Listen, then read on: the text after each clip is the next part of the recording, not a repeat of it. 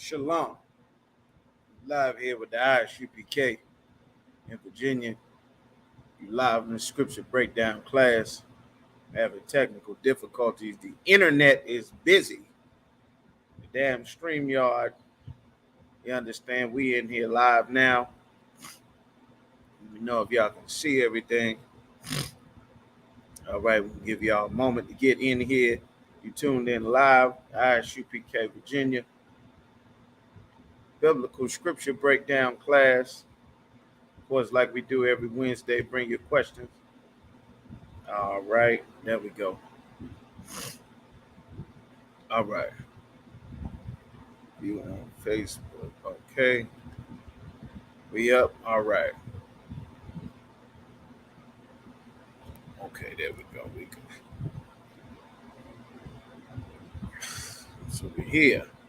The Bible, we in World War III. The most popular thing going on in the planet right now. Our oppressor is panicking. They are panicking. They did not anticipate having to be put in the middle of this. They never planned on living life the way that they made life for everyone else. They never intended this. They didn't intend for their lives to be lived out the way that they have made life for the Africans, the Arabs, the Europeans, the Hispanic brothers and sisters in Latin America, the Gadite tribes. They never intended for life to be as hard for them as they have made it for everyone else. Listening to their parliament, listening to all of their cries and the defense budget and this and all in Europe and everywhere, talking about how hard and how difficult everything is and they can't pay their bills. The Lord said that he would put it into the hands of them that have afflicted thee in Isaiah. In Isaiah, that 51st chapter, the Lord said that things would turn upside down. The oppressor's world is coming to an end. Their society is crumbling. This war in Europe, this war in Ukraine is showing that the good old white protection that they had from being someplace separate, from being in distant lands, from starting wars in other people's countries, in other people's lands, bombing them, sending their fighter jets and their warriors, you understand? Like all of that protection that they had is gone. They're feeling how they have made the world to feel. That's that prophecy that we read in Isaiah saying, is this the man that have caused nations to tremble? This is the man that weakened the world's economies, that destroyed everything, that weakened their economies, that made the earth to tremble, that made the earth unbearable for everyone. Like, is this the man? You understand? They're starting to see and get a good look at all the high and mighty powerful people. That complexion for the protection does not work when you have the devil fighting against the devil. That's what you got right now in Ukraine. That's why the scriptures say, can Satan cast out Satan?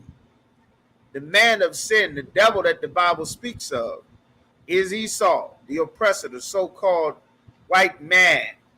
You understand? And his empire is coming to an end. And they are feeling the pressure. They're feeling the pinch. And to hear them panic is a glorious thing in the sight of the Most High. It's a glorious thing. You understand? Let's go to Isaiah chapter 51. And we're going to go to verse 20. This is what the Lord said. The Lord said, thy sons have fainted. Our sons have fainted. They lie at the head of all the streets. This is why you go outside, you see black men standing on the street corner. All throughout the 80s, the 90s, all in front of the corner stores, all gathered out in front of your building, in the corners of the building, all in the stairways and the hallways. This is a spiritual thing because as a people, we have fainted. We've listened to Christian preachers and motivational speakers masquerading as religious leaders in Islam like Farrakhan and Kemet and all of these people who came to hustle and scam our people to take their money while they get rich, and we suffered and died believing in their silly ideologies and false hopes, when really they're just selling our people dreams, drugs, lies, and all kind of things that could do nothing to fix the problems that we have. You understand? And the Lord said they lied the head of all the streets. As a wild bull in the net. Philly, they call him a young bull. Wild bull in the net. The net is a trap. Shalom. Hey, shalom, boy. Just make sure y'all sign in for attendance. The net is a trap. The Lord said they in the street like a wild bull. If you threw a net on a bull, that bull is going to buck. That bull is going to jump up and down. That's why it's called a buck. He's going to jump up and down and run and move around, because he knows that he should not be in this net. He knows that this net is here to do something horrible to him. And our oppressors have set America up to do horrible things to us. And their empire is based on their ability to do horrible things to our people. It's based on their ability to rob, steal, murder us, throw us in prison unjustly, create racist laws to specifically target so that they can mass incarcerate our people and the Hispanic brothers and sisters. You understand? Meanwhile, the exact same legal system makes sure that when their sons and daughters shoot up a school, you understand, or on the loose eating people, that they don't get stopped and frisked or harassed or thrown in jail, searched, all kind of horrible treatment, strict searching kids all at the goddamn school. They don't get that treatment. You understand? And that's why the Lord is saying this, that we get ready to read about in Isaiah. That we're reading about in this 20th chapter. All right? Let's get back to 51. It said, thy sons have fainted, they lied the head of all the streets. Meaning you're going to go to El Salvador, and you're going to see that in the streets of El Salvador, there are brothers hanging out in the streets called MS-13, 18th Street, or La 18. They are in the streets shooting and killing, and a wild bull in a net. You go to Haiti, you're going to see the exact same thing. You go to Dominican Republic and Puerto Rico, you go to Brazil, you will find the children of Israel in the same conditions in Atlanta, in Tennessee, in Tampa, in Miami, in Tallahassee, in Richmond, Portsmouth, Petersburg. You understand? Go on the Gadite reservations, East Coast, West Coast, down south. Go up to Canada. You will see that our sons have fainted. The strength that led the previous generations has been sucked out by integration, voting, marching, protesting, and whatever was left, drugs in the Christian church telling us that we are one with our oppressor, has wiped out what little strength that we had, and we have been, our people have absolutely fainted. You understand? Behold, you understand? He said that as a wild bull in the net, they are full of the fury of the Lord. We are filled with the Most High's fury. What does that mean? That means we are filled with his anger. Why are we filled with the Lord's anger? Because the Lord gave us laws, statutes, and commandments that the Christian church told us that we did not have to base our lives on. The Christian church told us that that Bible was a book of suggestions, and that really all you want out of that Bible is really just to get song lyrics, beat the tambourine, sing and dance, and be inspired to go now and be the best slave that you could possibly be for America, for the Christian church, for the Roman Catholic Church, for Spain, for France, for the devil that the Bible speaks of, our oppressor. That is what it inspired our people to do. But that is not what's actually written in the Bible. You understand? What you'll find in these classes is that what you thought was in the Bible, that what you thought the Bible was actually about, from what you've been taught in Christianity, the Bible is completely different. You understand? It says they are full of the fury of the Lord, the rebuke of thy God, of thy power. Meaning your God is sending correction. And our God, all in Baltimore, all in Philadelphia, is constantly, all in Richmond, all in Norfolk. Just this week in Hampton, had 14 people got shot in one day. 4 murders, 14 shot. Like the Lord, our lives are full of the rebuke of God. God's laws on marriage. You understand? It's summertime. Summer is coming. We're going to go over those laws, man. You find yourself out with somebody else's woman, 14 people should get shot. That's what happens. You understand? You out, you throw your man away, you go get you a new man. You understand? The Lord is going to send evil spirits to have everyone get shot this week in Baltimore. Everyone is going to get shot at the Chuck E. Cheese birthday party or at the Easter or Mother's Day celebration, because God gave us rules that the Christian church told us that we could just ignore. You understand? And it says, the rebuke of thy God. Therefore, hear now this, thou afflicted. We are the afflicted.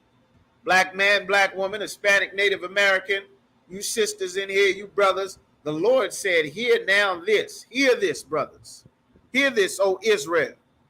You afflicted with pain, afflicted with, you understand, trying to pay bills and have a family by yourself, afflicted by the racist laws that raise rent and don't raise your pay.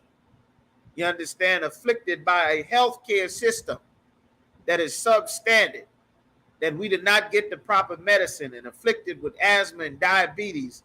We are the sickest of all the people in the most advanced country in the entire planet Earth, the richest country on the planet. We are the poorest. We are the sickest. This is what the scriptures mean. The afflicted and drunken, but not with wine. Why does he say that? Because we are drunk as a people, drunk on philosophies, drunk on Christianity, drunk on vote or die. We've been voting since the 60s, since the days of Martin Luther King.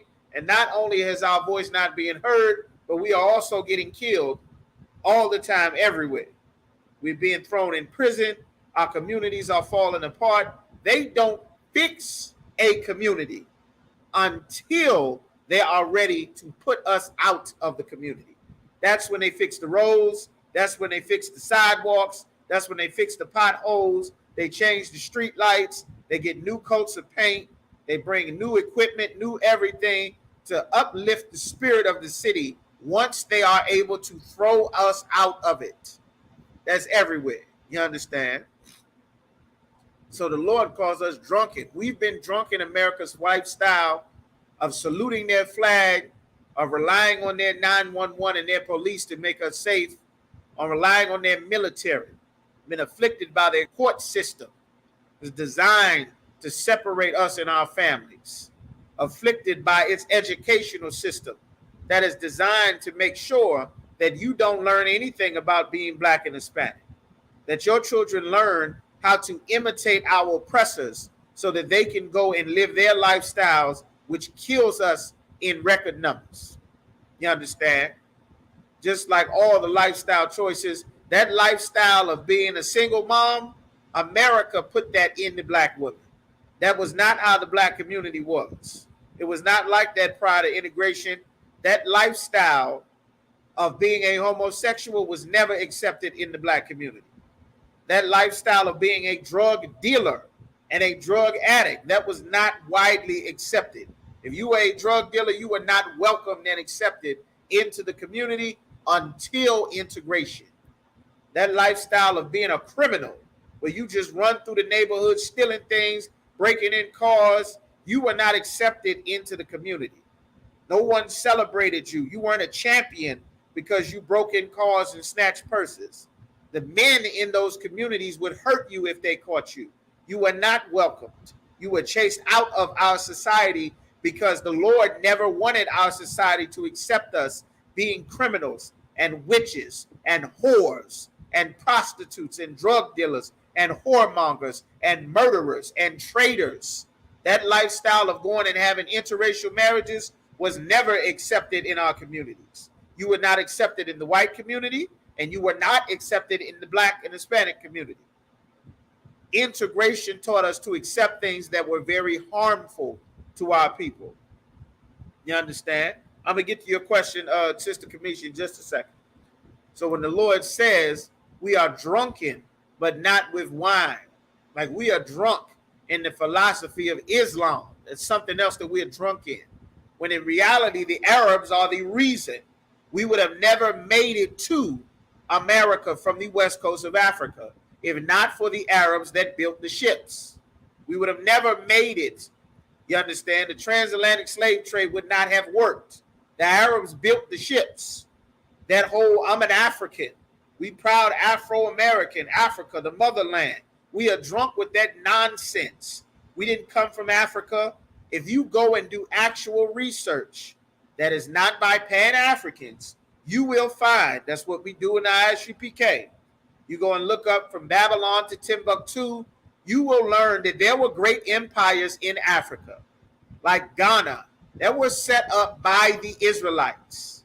There were great centers of trade, of mathematics, economics, goldsmithing, leatherworking. We had so much skill, we surpassed and outclassed the Africans many times over, especially the West Africans.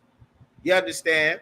That is why we were fighting them up until the point that we started to integrate and befriend and allow them amongst us, just like the Bible said not to do in Deuteronomy and Genesis. And we joined and we allowed them amongst us. And like any good heathen does, they will exploit us to no end, learn our ways, learn our techniques, get our technology, our mathematics. If you read the book of From Babylon to Timbuktu, page 84 and page 90, what we were doing in Africa was so revolutionary to the continent of Africa, especially the West Coast, that when the white man got access to Africa, the general Leo Scipius Africanus, for those of you that do not know, the continent of Africa is named after that Roman general. He defeated Hannibal, who was an African military general. He defeated him to gain access to North Africa during the Second Punic Wars. It's all historical fact and record. You can go and look it up. He gained access into Africa. The Africans who we have been fighting since the book of Genesis know full well that we are not their people. We wear clothes. We wash and bathe regularly. We have laws and rules and leadership. We are jewelers. We're doing leather working, iron working, metal smithing, architecture. That is who they came to get in Africa. Because of the disgusting wine, according to the scriptures, that our people are drunk on, that comes from the white man, telling you that you are an African. They made that up in the 1800s so that you would never try to seek to the trail of who you really are as a nation of people, because Columbus was looking for the 10 tribes of the nation of Israel. He was looking for the so-called Hispanics and Native Americans, who are the northern tribes of the nation of Israel, because they have been separated from the southern tribes, or the so-called Negroes, Haitians, West Indians, Judah, Benjamin. They came and knew that this was us. The Africans knew who we were. The Arabs knew who we were.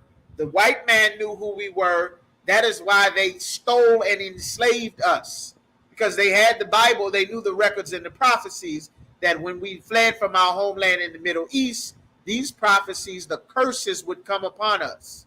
And we did not serve the Most High, even though we kept some of our laws, because that is our racial tradition. God's laws, statutes, and commandments is how our race functions. Our people do not function in Baltimore and in Norfolk and in Richmond right now, because we are living a way of life that is different from what our race is compatible with. You understand? So, Christianity, another one. Just the belief that everything is going to be all right. Keep hope alive. Keep voting. Keep marching. Keep pressing on. You know, we are all a part of America. That has us drunk. The Christian church is responsible for feeding us that lie week after week, day after day, church service after church service.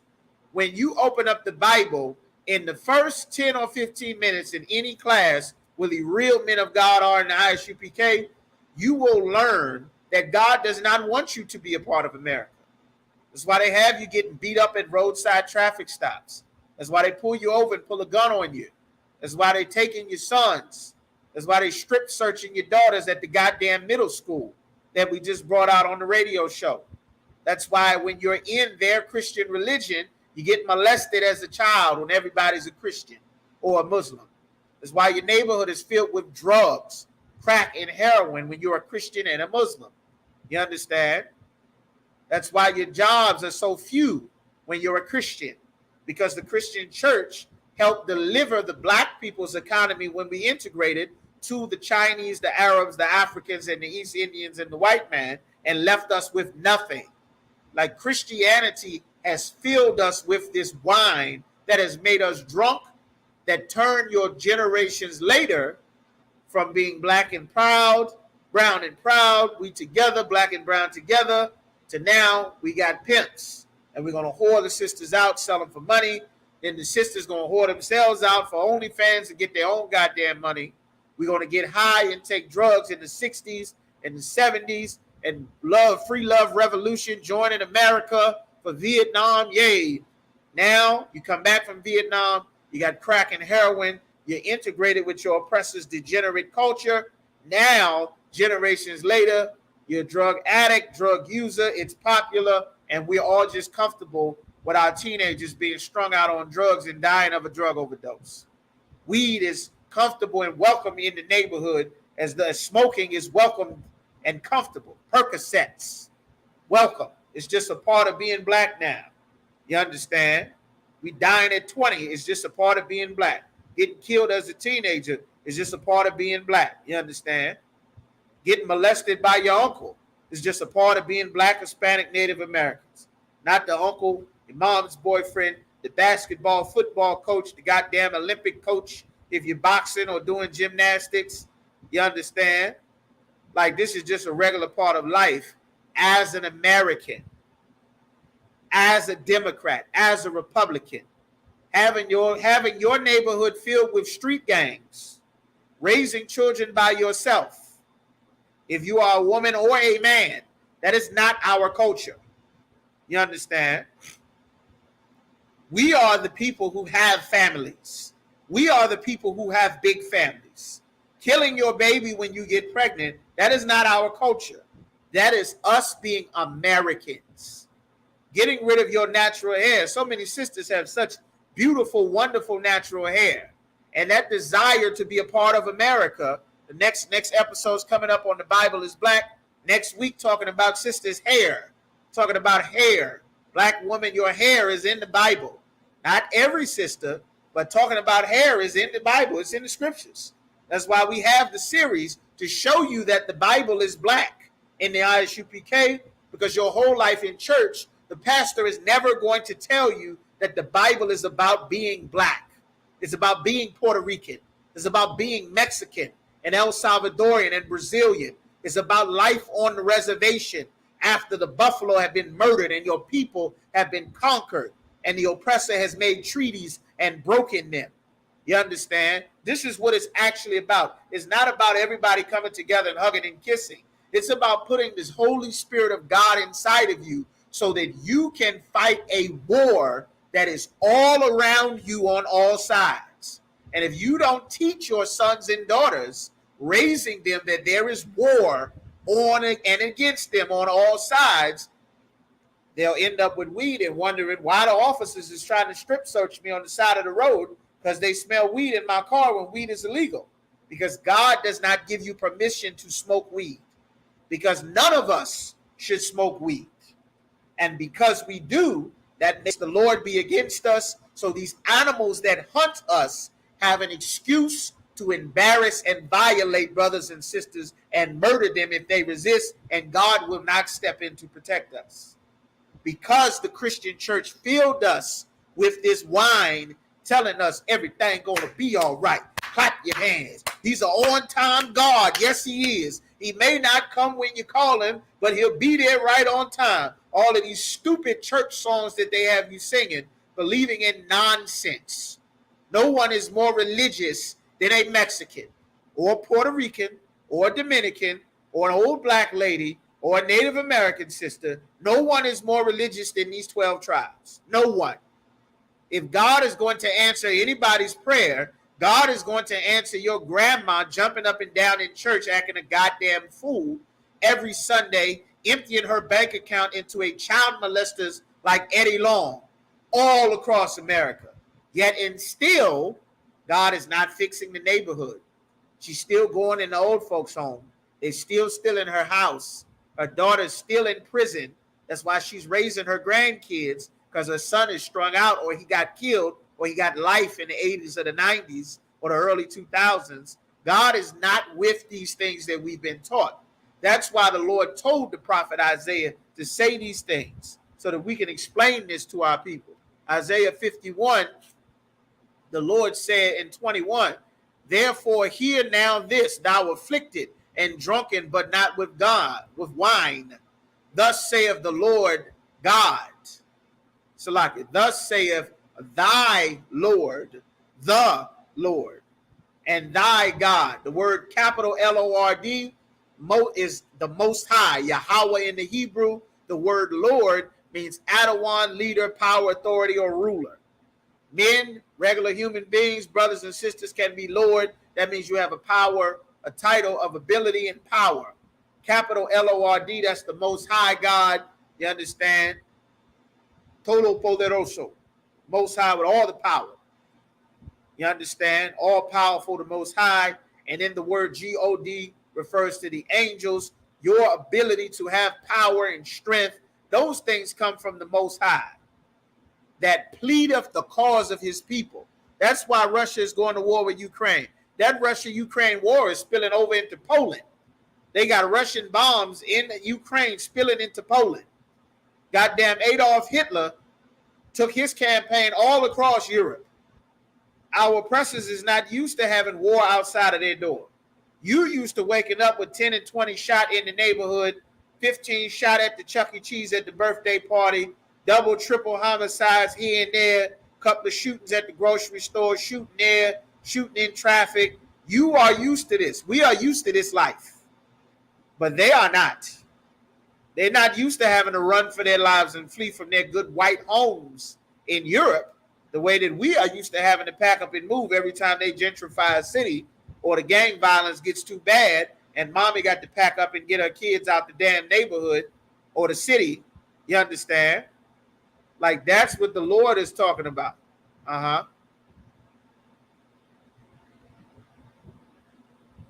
Like, that's what the Lord is talking about. Okay? So when it says,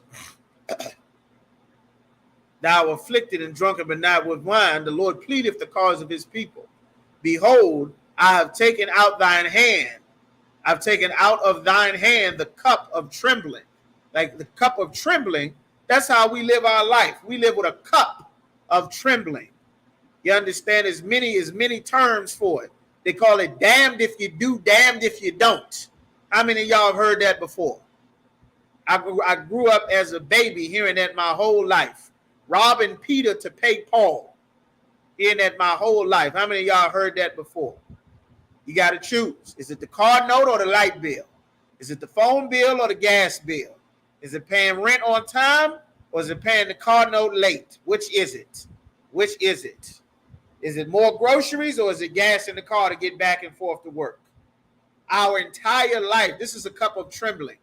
Headlights in your rearview mirror, are they stop? You understand? Headlights in your rearview mirror. What are those headlights in your rearview mirror? That's 911 emergency services, officer friendly. That's what they told us as a kid. Headlights in your rearview mirror are hands on the dashboard. Put your hands up. Put your hands up. You're going to ride the lightning, boy. Put your hands up. License and registration. You could lose your life. Your son, your daughter could lose your life. Snatch you out the car, rip your goddamn clothes off, and strip search your sisters on the side of the goddamn highway. Showing up at your kids' elementary school, strip searching 15-year-olds at the goddamn elementary school. That's the cup of trembling. It's nowhere. You move to the suburbs. You understand? You get pregnant. You choose it. Am I going to kill this baby or am I going to struggle to take care of this child or another child? That is a cup of trembling. That's not regular life. You understand? That ain't life. The other nations of people, that is life in a war zone. The difference between that and America is they leave their country and come to America and don't live like that. We are here in America, built America, running America for them, and that is life for us every day. 14, 15, 13. The shelter, the cup of trembling. We used to speak in St. Paul's Boulevard. At one point, the people who lived in the apartment complexes on the other side, that is who we would see. And then at some point, all of that was closed, and everybody we saw was just homeless. Everybody. We used to speak in D.C. Everybody homeless. Every city.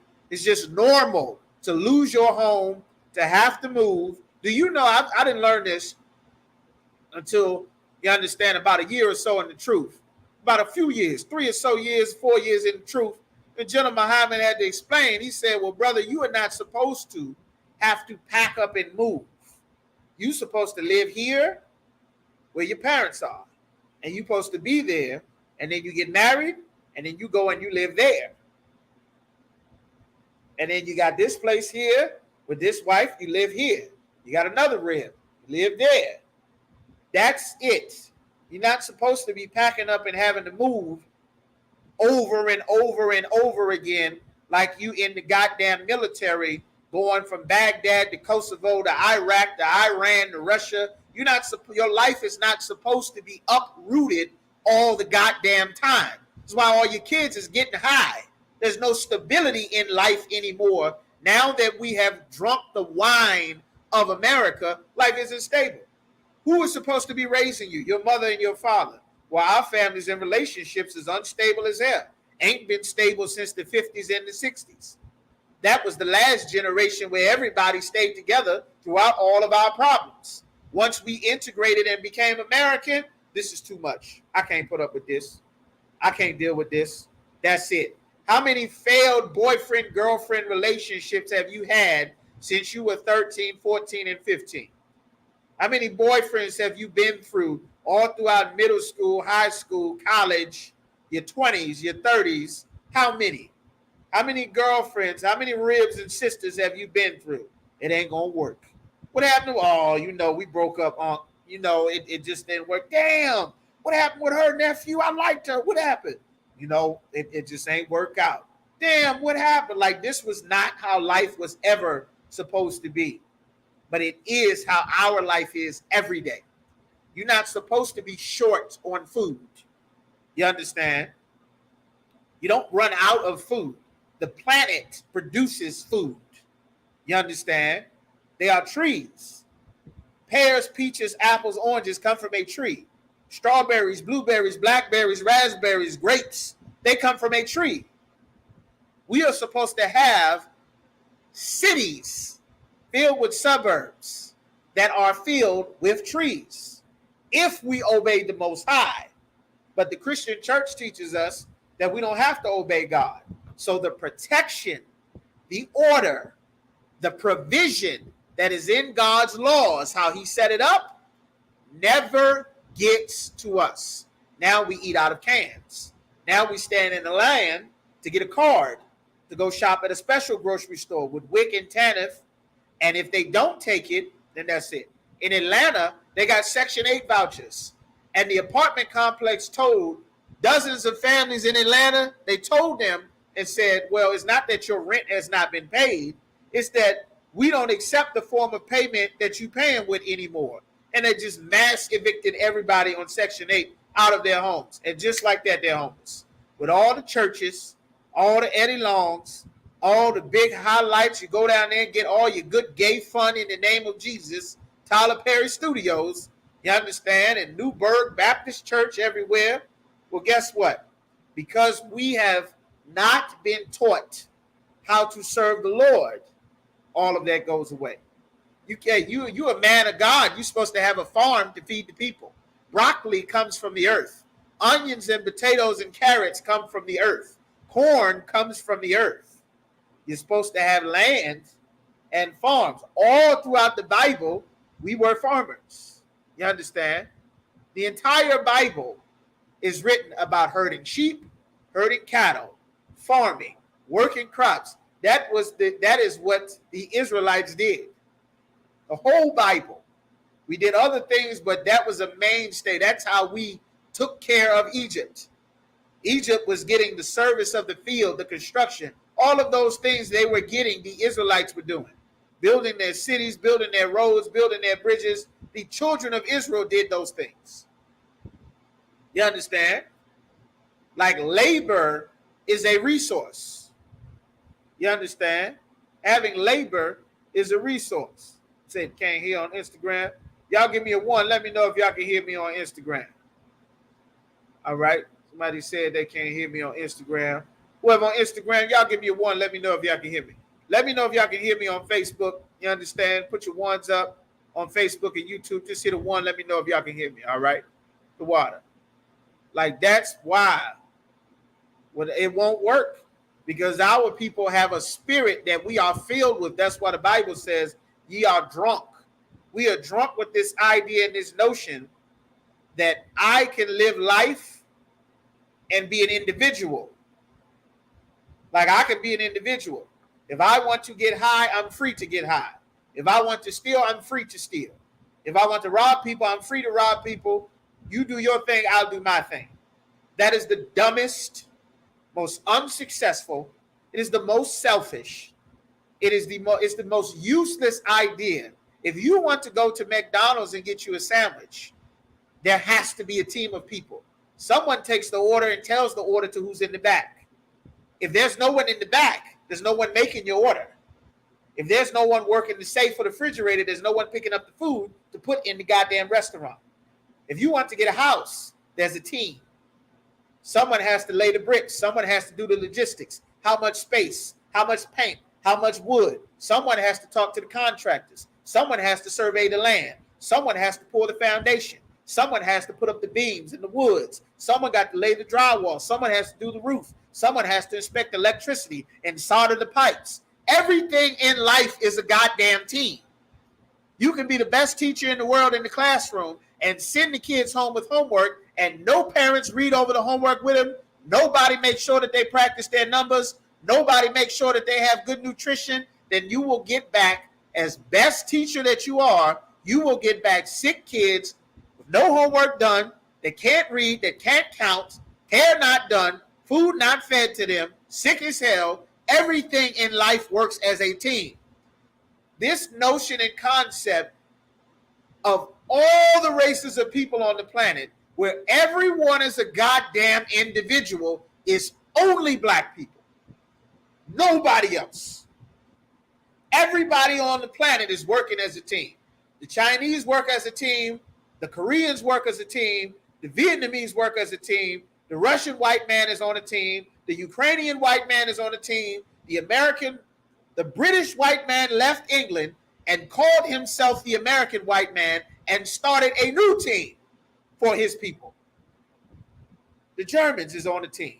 The Nigerians is on a team that is separate from the rest of the West Africans. The Ethiopians are on a team that is separate from the rest of the East Africans. The Bulls are a team. The Nets are a team. The Lakers are a team. The Dodgers are a team. The Mets are a team. The Jaguars are a team. The Giants are a team. Kmart is a team. Walmart is a team. The pharmacies are on teams. The birds are on teams. There are eagles. There's hawks. There's pigeons. Guess what else? Bacteria is on a team. Rabbits are on team. Rats are with rats. Roaches are with roaches. Mice are with mice. Everything. You go to Africa. The lions are on a team. They don't team up with the jaguar. The elephants are on a team. They don't team up with the rhinos. The buffalo are on a team. They don't team up with the zebras. The gazelles and the giraffes are on separate teams. Everything, everywhere on the planet is on its team, except one thing out of everything that God created, every man for himself. That's these 12 tribes. That's how you know you are God's chosen people. That's how you know. It's in the Bible. That's how you know. No other people. If you gave the Chinese a map and said, this is how we be successful as Chinese, these are our rules to unlock our great Chinese power, the Chinese would pass a law that whoever did not follow these rules, they'd be throwing them off a cliff somewhere, and China would be number one here all the way throughout the whole goddamn galaxy. You understand? It's in right here in Ezekiel chapter 3 and verse 4. I'm going to just pull this real quick. It says, and he said unto me, Son of man, this is the prophet Ezekiel, go, get thee to the house of Israel, and speak my words unto them. For thou art not sent to a people of a strange speech and of a hard language. This isn't a strange speech and a hard language. I'm not saying things that are too difficult to understand. I'm not trying to break down Mandarin or Chinese. I'm not trying to break down Dutch or German with all kind of weird characters. I'm speaking black to black people. This is not a people of a difficult language. As a matter of fact, our language and the way that we speak and communicate is so revolutionary as blacks, Hispanics, and Native Americans that when you first learn a language, the way that you speak on a regular basis is how we speak in slang. Anybody who comes to America, you start to learn American. You start to learn English. You are not learning the good, proper diction and American English that they're going to teach you in school that you're going to get a spelling test on. You learning, hey, what's up, my man? How you doing? Hey, brother, what's good? Hey, man, what's going on, my man? Sis, don't do that. Oh, you killing it, sis. You not learning America's dances. You learning the Dougie and the two-step and the bob. You learning our culture. You not learning America. Hey, man, I'm just living day by day. I ain't making no, hey, my man. You not learning their culture. You are learning what we made as we popularized being ourselves under the captivity of another nation of people. That's what everybody's learning. You understand? They're not learning. They don't even have to learn America's way of doing things because they are able to create a pseudo society for themselves solely off of preying on our people. The Chinese in America, 20, 30 years, they don't ever have to learn English. They only have to be able to communicate enough with you to see how many wings and how big you want your steak and cheese sub. That's it. They don't have to learn anything else. That's it. What? Salt, pepper, ketchup, 3-wing fry, 4-wing fry, shrimp fried rice, egg roll, spring roll, salt, pepper, ketchup. That's it. And for 30 years, they can continue to be Chinese with each other and only function in a pseudo society just dealing with us for their people. That's all they have to do. A portion of their people will get into the business world and make sure that things are smooth for the rest of their team because they're on a team. Everyone is on a team. And without the Holy Spirit of the Lord, you will not understand the rules that God set up for our team. You understand?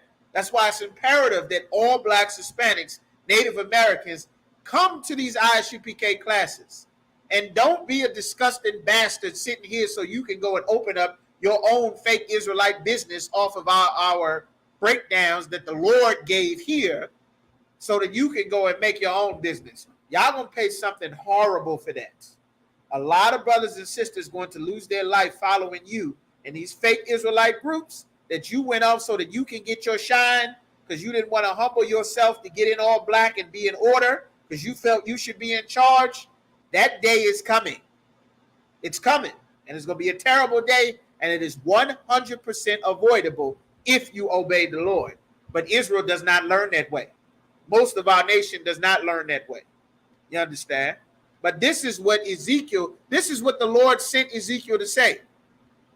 He said, for thou art not sent to a people of a strange speech and of a hard language, but to the house of Israel, not to many people of a strange speech and of a hard language, whose words thou canst not understand. Surely, had I sent thee to them, they would have hearkened unto thee. If I sent you to anyone else besides these 12 tribes of Israel, every other race of people would have listened. Everyone. If you went and told the Chinese today that this coronavirus would be eliminated if nobody ate bats anymore, they would be burning people in the street and publicly executing them for selling bats, capturing bats, tracking bats, if you told them that if you stop eating the pangolin, that little armadillo creature that you think you're going to get magical powers, if you stop eating that, COVID would end. They would be burning those things in the street. They would be hanging people that did opposite of God's divine rules and laws so that they could be number one and nobody had to die. But if you tell God's chosen people, they're going to look at you and say, man, I know you talk about I can't smoke. Shit, I'm going to do me. You understand? I'm going to do me. You understand? I know it say it give cancer. I know my uncle died of cancer. My granddaddy died of cancer. But, you know, at the end of the day, you only live once, man. I'm going to do me. You understand? I can't be nobody but me. Well, listen, brother, you know it's going to kill you.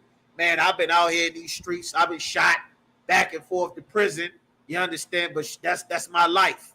You understand? That's how you live your life your way. Well, listen, brother, what if there's a better way that you can live life so that you don't have to go to prison, so that you don't have to die at 30? What if there's a better way, brother? Man, I don't know. Well, listen, brother, maybe if you stop getting high for a minute, brother, I can teach you about that way. Do you want to die? I mean, it is what it is. You told that to any other people, they would say, okay, we're going to stop this. If we catch anybody doing this, we're going to deal with them on the spot. Man, woman, child, boy, girl, whatever. Overnight. This is what the Lord was saying. Like he's been saying the same thing, telling the nation of Israel over and over again through the prophets. And yet again in 2022, the prophets, the Lord is still trying to teach Israel the same lessons. Except this time, this is going to be the last empire where you're going to get to mess it up. The day for all the evil that don't want to obey the Lord, everybody going to suffer on that same day. That's when that lake of fire is open with thermonuclear war. That's what's coming to America and Europe and everywhere else, man. The Lord done allowed you to understand you're an Israelite. You need to get in these classes. Brothers, you need to get in your all black, get in your boots, get in here and say, I want to be a trooper. Christ is going to ask you what you did with the knowledge of the truth. He's going to ask. If we got time, we're going to get that. I'm getting ready to come to your question, sister in Baltimore, in just a second. He's going to ask. And he's going to say, well, listen, Lord, you know, I appreciate it. You know, I believed. I kept the Sabbath, the Shalom, Lord. But, you know, I just wasn't with all of that. You know, it ain't take all of that. I understand. So you did nothing. You know, I was here expecting a return on my investment. You didn't do anything. So what you thought I was going to say when I came to get stuff and you didn't bring me nothing? You didn't prepare anything. You just did your own thing. You thought those excuses was going, well, you know, Lord, I had my dreadlocks. They was talking about I couldn't cut my dreadlocks. And, you know, well, you know, the dreadlocks, the brothers told you the dreadlocks is the worship of another God. Yeah, you know that, right? Yeah, I didn't really believe so. You worshiping another God, and now you before me with some more excuses. Go get him. Bring hither and slay them before me, that would not that I should reign over them. That's Luke chapter 19. You understand? So nobody can. Okay, Instagram, what I'm going to do, I'm going to start it. I'm going to end it, and I'm going to start it back over. I'm not sure why y'all can't hear me. Just stay tuned. Give me a second. I'm going to end it, and I'm going to start it back over. Everybody's saying they can't hear me. All right. Salaki, y'all give me just a moment.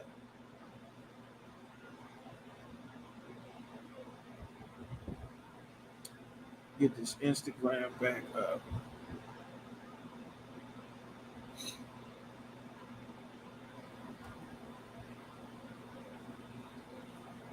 Checking connection. Okay, y'all let me know on Instagram. Let me know if y'all can hear me now. So like y'all bear with me just a moment. They said they couldn't hear me on Instagram. Smoke the coke and actually live and experience. Right, you can learn. There's a way. What's supposed to happen is we are supposed to learn from the mistakes that we made before. You are not supposed to have to die to learn the lesson that a million other brothers already died from.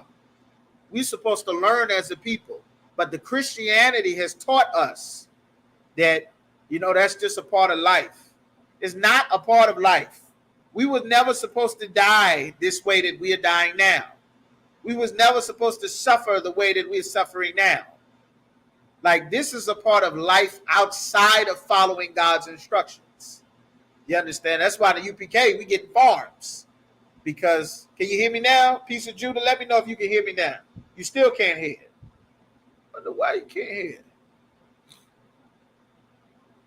It's still no sound. Not sure why. What about now? Can you hear me now? So like, y'all bear with me just a moment. Not sure why. Okay, the StreamYard issue is up. You still can't hear? Okay. You might have to go to YouTube for some reason. I don't know why you can't hear. Use volume. What about now? Can you hear me now? It's coming in clear or no? Still can't hear? Okay, if y'all still can't hear, I'm not sure what's going on. They hear me clear. You might have to go to YouTube to hear the class. Just go to. Let me see if I can put this in here. Go to No Cowards, Virginia on YouTube. If y'all still can't hear me, go to No Cowards, Virginia on YouTube. And that way you'll be able to see or hear the class. I don't know why y'all can't hear me. Says the sound is up. We have to deal with that after. Go to No Cowards, Virginia on YouTube. You'll be able to see, jump right into live class so that y'all can hear me, all right? Because we got to move on, all right? Just sign in No Cowards, Virginia, okay? So what it's saying there, like, this is what the Lord has been trying to communicate to the nation of Israel. So now we back in Isaiah chapter 51. It says, thus saith the Lord God, thus saith thy Lord, the Lord, and thy God that pleadeth the cause of his people. Behold, I have taken out of thine hand the cup of trembling. All of that suffering, struggling to pay the first five, last hired, even the dregs. The dregs is the bottom of the cup of my fury. The dregs of my fury is, you understand, that's at the very worst of it. All of the horrible things that's in the Lord's anger. On top of this, and getting molested as a child, and being a homosexual, now on top of all of that, is also going to have a drug addiction and end up with dying of AIDS. That's the very bottom of the cup, the dregs, the scrapings of the Lord's fury. Y'all ever had lemonade or freshly squeezed orange juice before? No Cowards, Virginia, it'll pop up. Freshly squeezed orange juice before. All right, hey, shalom, brother. And at the bottom of the orange juice, after you drink all the juice, there's pulp, there's little bits and pieces of the orange, there's little bits and pieces down at the very bottom, whatever the syrup or the seasoning and sugar, those are the very dregs, the scrapings of the Lord's fury. We getting it all. On top of being in the ghetto, not having both parents, I'm in the group home, I'm in the shelter, I'd have been forced to join a gang. Now I get out, I join a gang, no parents, no mom, no dad. They put me on Percocets. Now, on top of all of that, I got no schools. I'm in this group home.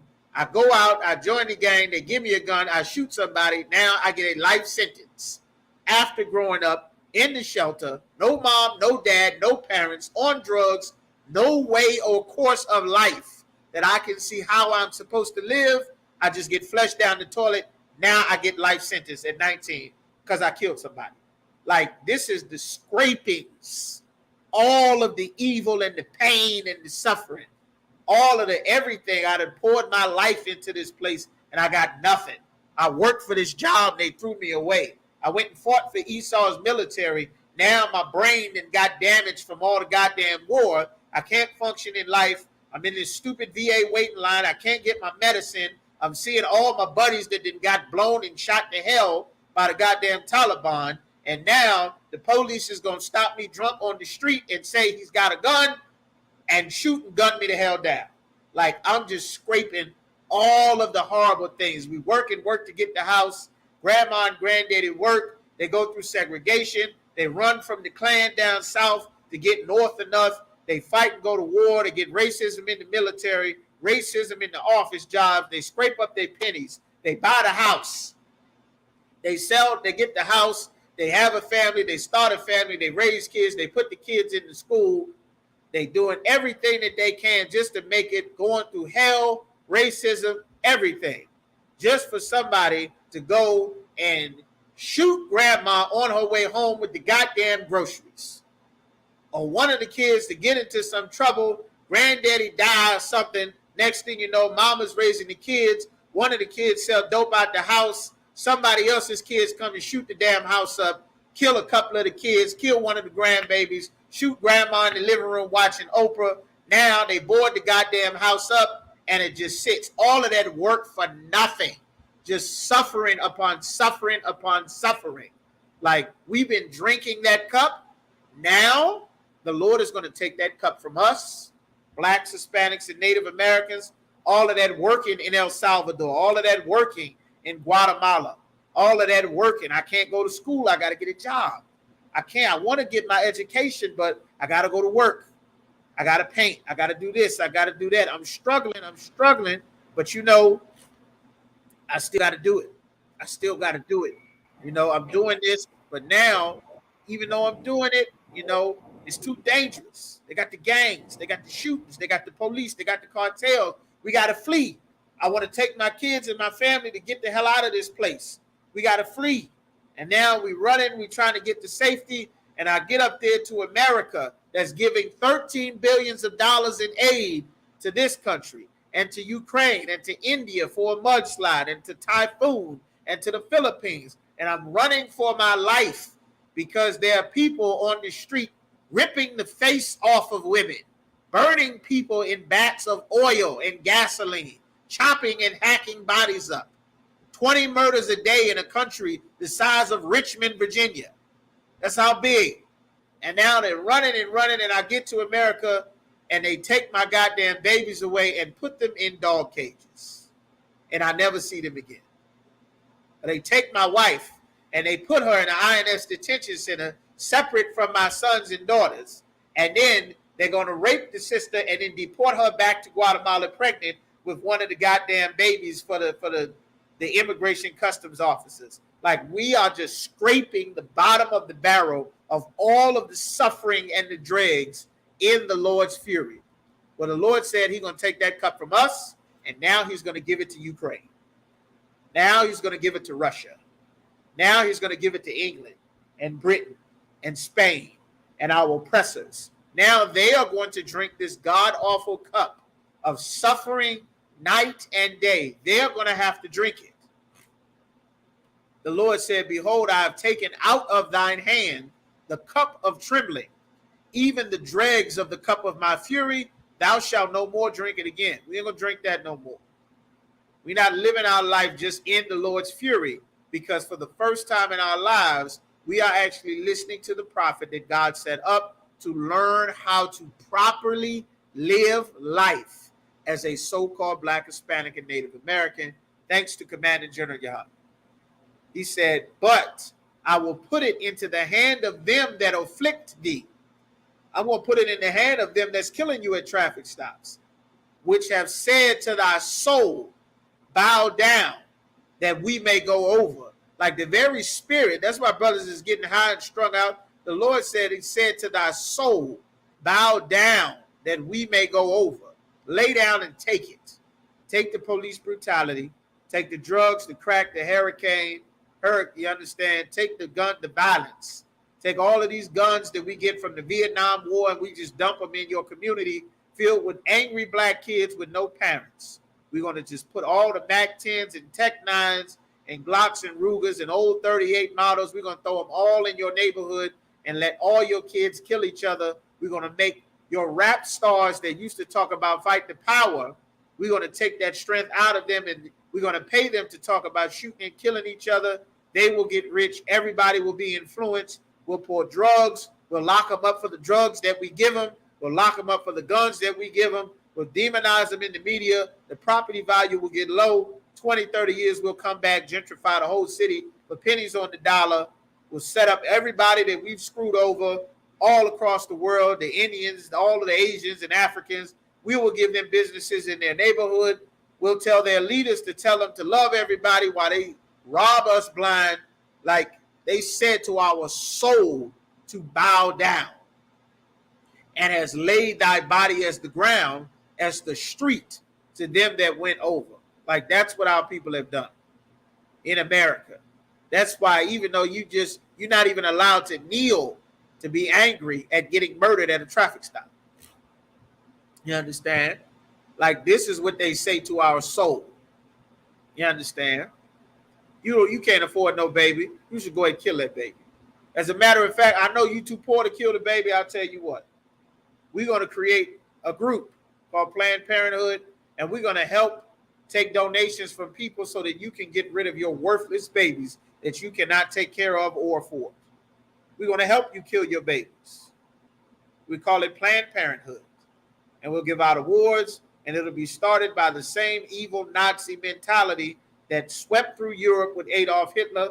Well, you understand? That's what the Lord is talking about. Like that's saying to your soul, bow down that we may go over. Like God didn't intend for life to be this way. But the Lord is now going to make them suffer the way that we've been suffering. And all we have to do is get off of weed. Get off of cigarettes. Stop getting shape-ups. Cut our dreadlocks off. Stop pouring sisters out. That's all we got to do. Stop celebrating Christmas and Thanksgiving. Come to class and learn. It's a walk. It'll take time. But you keep coming. That's what we do. That's what you have to do, brother. Just cover your head. Come to class. You'll get it. You'll learn. Just keep coming. All right? So the sister... Sister here, Kamisha said, can you explain how the 12 tribes came about? Who are our founders and fathers? And how did they make 12 tribes as one nation? Good question. Let me know if you're still here so you can see. Sister Kamisha, you still in here? Coming to your question. All right. Very good question.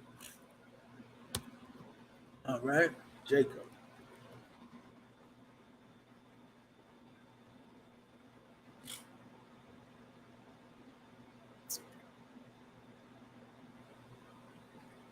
Oh, wow.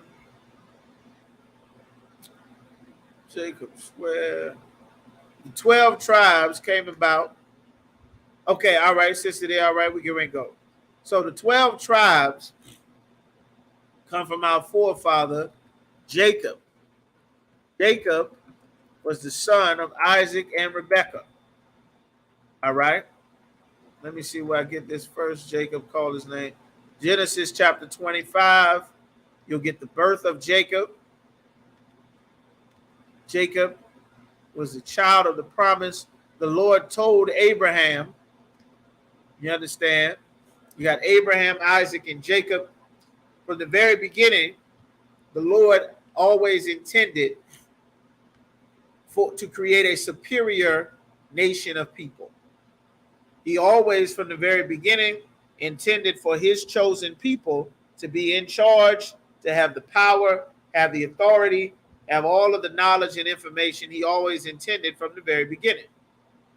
He gave Adam. You familiar with Adam? Same sister, just type in, let me know. You're familiar with Adam. Everybody's heard of Adam and Eve in the Garden of Eden.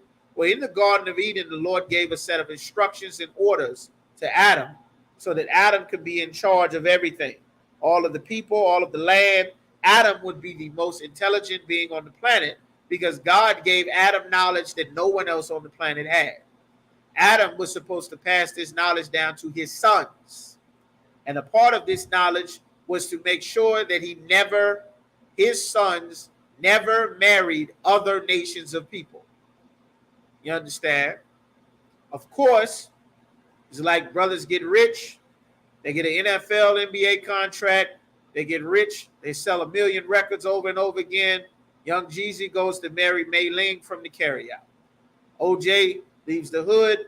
He don't want an old sister from the ghetto no more. He want a white woman. He get Nicole Simpson.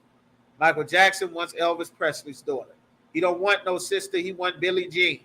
He don't want Kiki or Shamika or Maria or Jocelyn or Yesenia. He wants Billie Jean, Dirty Diana. So brothers got rich, and then they did exactly what they were ordered not to do, which is to have interracial marriages. So now that we have an interracial marriages, all right, we have an interracial marriages, the Lord needs to separate everyone on the earth because he does not want all races of people together. He wants his prize breeding stock pure and separate.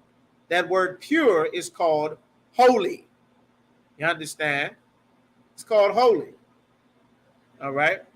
You want the children of Israel to be holy, to be separate. They didn't mix with the other nations of people. They now started to learn our culture and our heritage and being heathens because the Lord did not make them to have this knowledge. They go and set up to worship the stars, the sun, the moon, the zodiac, all of these type of things that the Lord gave Adam the proper knowledge on what to do with them.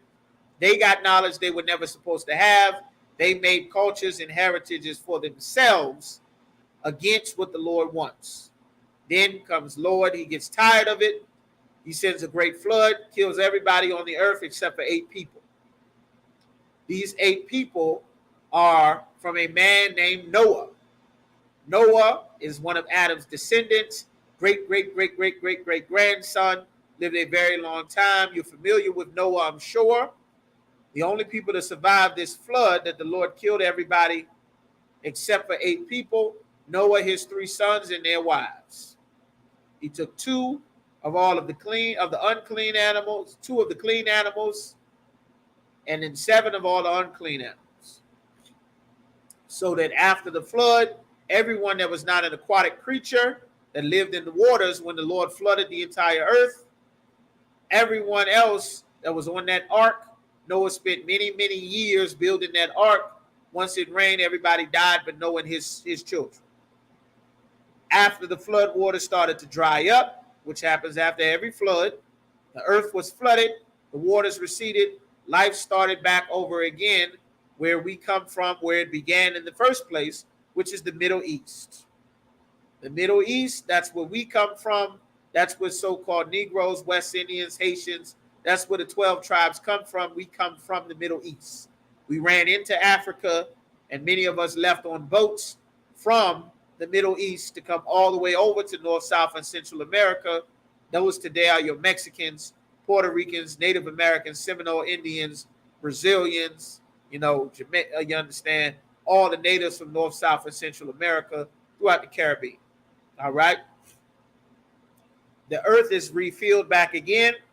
The Lord separates all the people in Genesis, the 11th chapter, at the Tower of Babel.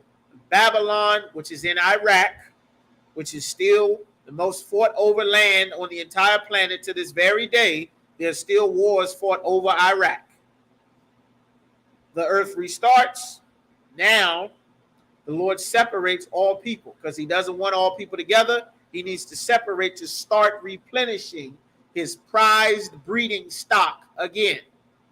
He starts by separating everyone's language, everyone's name.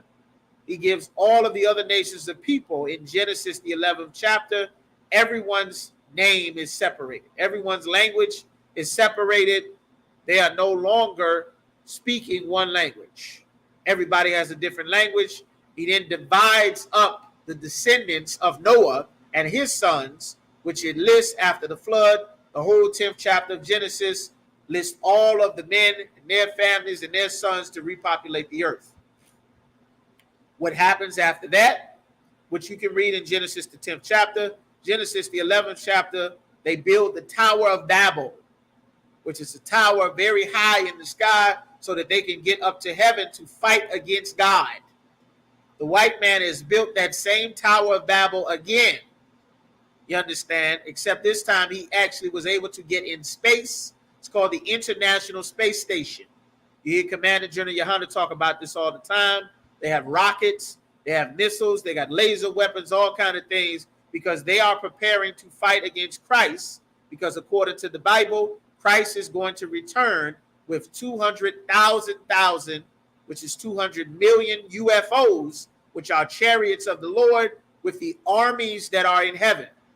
That's what the word host means. Host means armies. So when it says the Lord of hosts, it means the Lord of armies. They know that he is coming back because that's what it says in the Bible. That's why Donald Trump made a space military. You understand? Just like Star Trek, just like Battlestar Galactica, all your space militaries like Voltron and everybody else fighting in space, he made a space military so that they can prepare to fight a war in outer space against Christ and the angels. Well, that started with the Tower of Babel so that they can reach to heaven many thousands of years ago. The Lord stopped them from building, changed everybody's language so that they could not understand each other, and he separated everybody on the planet. Then he got down from all the people that's refilling the earth to Abraham. He told Abraham to leave the land of his fathers in the land of Chaldea, which is in Babylon, which is in the Middle East, which is in Iraq. Told him to leave from his family, and the Lord said, I will make thee a great nation. We're going to start over. You're going to be the father of faith to stop worshiping the sun, the moon, the stars. Father of faith. Let me get that. Make thee a great nation.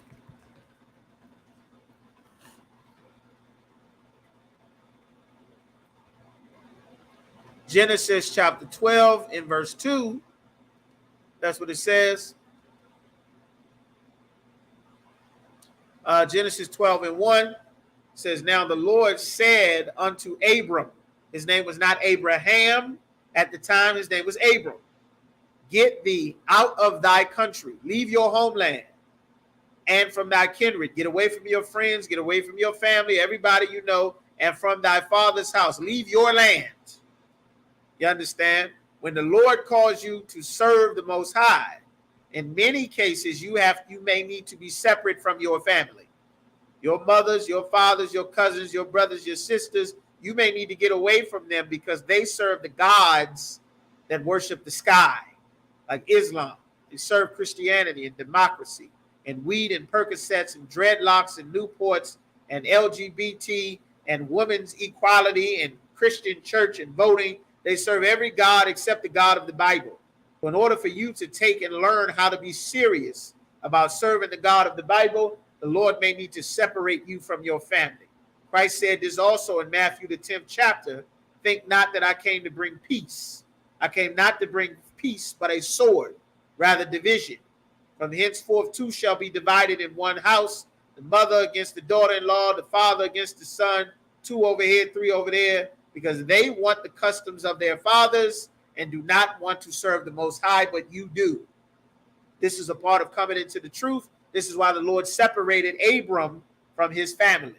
Later on, he changed his name to Abraham to make him the father of faith. And this was the promise that he made to him.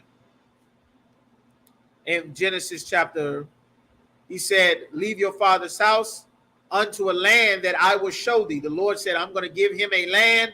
This land the Lord is going to give him, the same land that Adam had before, back to our original land in the Garden of Eden, except it's not in that state of a garden like it was before, because the Lord shut the earth up from producing that way. You understand? The way to the Garden of Eden is not the way it was before. It's more desert than it used to be. A lot of the land and resources have dried up. It's not the way lush, verdant, and green to support life because of the curses that the Lord put because we disobeyed the Most High. But still, the land of Canaan, all of that land is much better. It's the best land on the planet. That's why everybody's still fighting over it to this day, even though it is not as strong and great and luscious and filled with resources as it was before we sinned against the Lord in Adam's day. So, and before the flood. It was in a much better condition in Abraham's day than it is now because heathen lived there. All right. So it says, Genesis 12 and 2, and I will make thee a great nation, and I will bless thee, and make thy name great, and thou shalt be a blessing.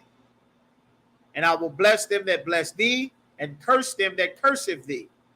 And in thee shall all families of the earth be blessed. How does that work?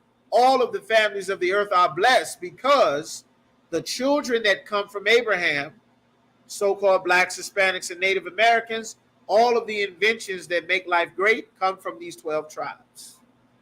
You understand? From domesticating horses to fishing. There's so many things that we take for granted the world uses that were introduced because the Most High gave instructions to Adam. These laws, statutes, and commandments, like quarantine, washing and bathing every day, not allowing sick people around the healthy people, separating yourself after you deliver a child, separating a woman when she's on her cycle, quarantine, waste management, inspecting houses, making sure there's not mold and infectious diseases that are spreading. All of these things now are great widespread medical practices across the medical community, but they come from the children of Israel because the Lord gave us these laws. He gave them to Adam. They became written down. You understand? They were written down on paper. Written down on stone during Moses' time, because the Lord explained to Moses everything that happened when he was in the wilderness for 40 days at the burning bush when he was in Egypt. All right. So now Abraham is there. The Lord promises to Abraham. All right. Abraham has a son named Isaac.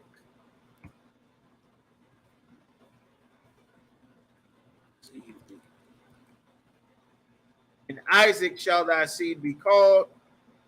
Genesis chapter 26 and verse 4. You understand? He says, and I will make thy seed to multiply as the stars of heaven. The Lord is talking to Abraham. And will give unto thee thy seed all these countries. And in thy seed all the nations of the earth shall be blessed. Genesis 21 and 12. The Most High said unto Abraham, let it not be grievous in thy sight because of the lad and because of thy bondwoman. Sarah could not have a child. They found a surrogate mother for Sarah, one of her servants, who was an Egyptian woman named Hagar. Abraham had sex with Hagar to produce a child upon my knees, or upon Sarah's knees, meaning she would be the surrogate mother for Sarah because she could not have a child. She told her to have a baby with her servant woman. Now that son's name was Isaac, but that was not the child that God promised to Abraham and Sarah. All right. The Lord told him, send that child away. That child is Ishmael. He became the father of the so-called Arabs, or the Ishmaelites. And in Sarah, and in all that Sarah hath, said unto thee, hearken unto her voice, for in Isaac shall thy seed be called. There was a younger son named Isaac. That was the child of the promise. The same promise that the Lord gave to Abraham in Genesis, the 12th chapter. It is now being passed down by a heritage to his lineage. That's how things work. The man reproduces the seed. That son reproduces the nation. From man to man, sperm makes babies. That seed is sperm. When you see seed in the Bible, that's what it's talking about. So that lineage from Abraham still is being reproduced. It inherits that blessing and that covenant. All right. So now that covenant is passed down. Your seed is going to be blessed, Isaac and Rebekah. You understand? Isaac and Rebekah have two sons. In Genesis, the 25th chapter, this is the backstory, getting to everything leading up to who Jacob is. An important part about who you are is the lineage of your father. That's a very important thing when trying to understand the Bible. If you don't know the lineage of your father, you don't know who or what spirit is being reproduced in the earth. That's why people still think that Esau is something great and wonderful. They don't know that this is a nation of murderers that come from murderers, and still expecting them to not be murderers like their father was a murderer. But this is the spirit. The seed only reproduces of itself. That's why it doesn't work when we try to be murderers like the white man, because that's not our spirit. That's not what we were produced in the earth to be. That's why the white man will run the mafia for many years, and black people, you'll be the Bloods and the Crips and destroy your own city. And then everyone will get life sentences, and then every other race of people will buy your neighborhood. The mafia will still be able to fix betting and the sports games and baseball and real estate and sewage waste management. We will have the shelters and prison, because that's not our spirit. We aren't made to be criminals. You understand? You can't be a criminal with a social media account. You can't shoot somebody and then go and tweet about it, and then the police come and pick you up because you're in a video with the gun that you did the murder with. We aren't made to be criminals. That's not our spirit. You understand? So just as a sidebar there, now we're at Genesis, the 25th chapter. Genesis chapter 25 and 23. Sarah is finally able, Isaac and Rebekah. Isaac is the son of Abraham, the same covenant that is passed down from him through his seed. Now, Genesis 25 and 23, Sarah is having a rough pregnancy. She's pregnant with twins. She's got 2 boys, except they're not brothers. They are brothers, but they're not meant to be brothers. God does not want them together. We are in the womb. You got Jacob, who's the forefather of so-called blacks, Hispanics, Native Americans, and you have Esau, who's the forefather of the white man, the progenitor of the Caucasians, or the so-called white race. The Russians, the Ukrainians, the Americans, the French white man, the German white man, the Dutch, the British, the Israeli white man, you understand, the Australian white man, who's just the British white man that they let out of prison and then dumped him into Australia, you understand, the white man from Spain, who made all of our brothers and sisters of the Northern Kingdom, so-called Hispanics. That's why they speak Spanish and Portuguese, because of a white man from Portugal and a white man from Spain. All of them are Edomites. While we were inside of our mother, as she's pregnant, we are fighting. We are fighting constantly, just like we are fighting now. That's why they're still killing us at traffic stops. We have been fighting these people since we were in the womb together. The Lord never wanted us to be together. They were our enemies while our mother was still pregnant with us. While we were embryos, we were fighting each other. We were never supposed to join them, never supposed to marry them, never supposed to befriend them, never supposed to unite with them, never. From the very beginning, this is how the Lord wanted it. This is important to understand who Jacob is. Let's get some more. All right. So now, Genesis 25 and 23, the Lord said unto her, 2 nations are in thy womb. The word nation means race. They're 2 different races of people, even though they came from the same father. Just like previously, Abraham had a son named Ishmael, and he also had a son named Isaac. There were 2 different nations that came out of Abraham. One was the child of a bondwoman, and one was a child of the promise that he made with him and Sarah. That's the important child. That other child is not important. You understand? God is not mommy. Mommy will love everybody equally. God does not love everybody equally. Equality is not biblical. The Lord did not give a damn about Ishmael. He was not the child of the promise. The Lord gave him some blessings, told him send him and his mama on their way. The Lord did not want him. That's that. This is not the God you learned about in church. This is the God of the Bible. You understand? So now, 2 nations are in thy womb, and 2 manner of people shall be separated from thy bowels. The one people shall be stronger than the other, and the elder shall serve the younger. We are a people that is stronger than the so-called white man. That is why we can deal with the suffering and the oppression that I've been naming in the beginning of the class. And if they have to deal with it for 6 months, they go rioting, they set stores on fire, they set a police station on fire, they blow up the Target in Minnesota, they're killing police at the Capitol. You understand? They storming, they want to take senators hostage, they breaking in the Senate, they got Nancy Pelosi hiding, they sitting at her desk, everybody's scared for their life because we are 2 different manner of people. You understand? This is what the Lord was saying. They'll have sex with a dog, have sex with an animal. You understand? They're poisoning the air, they're poisoning the water, they're poisoning space. The same water and air and land that everyone has to eat and drink off of, they'll destroy it because we are a different type of people. They'll go in the woods and try to mess with a bear, try to hunt a lion and hunt a zebra. We won't do that. We're not going hunting for lions, just killing lions just to kill a damn lion to say I killed a lion. We aren't trying to take sharks out of the ocean and whales out of the ocean to put in goddamn SeaWorld. We don't do that. That's not our spirit. We're different. Let that shark stay in the water. Let him stay over there. I'm going to stay over here. I'm minding my business. He's minding his business. That's our spirit. That's not the white man's spirit. He want to go and steal everything from everybody and discover. It's not us. So when the Lord is saying, two manner of people are separated, one people shall be stronger than the other. Then you got Genesis chapter 25. In 25, the first baby came out. He's all red, like a hairy garment. His name is called Esau. White, red, he's covered in fur. He's pink. They call him red, just like they call him a redneck. That's a term. That's where it comes from. You understand they're red. They're not really white. They're red or they're pink. So that you can see the blood through their skin, a curse that the Lord put on Cain for murdering Abel back in Genesis, the 4th chapter, so that everyone can know that this is the murderer on the earth. You understand?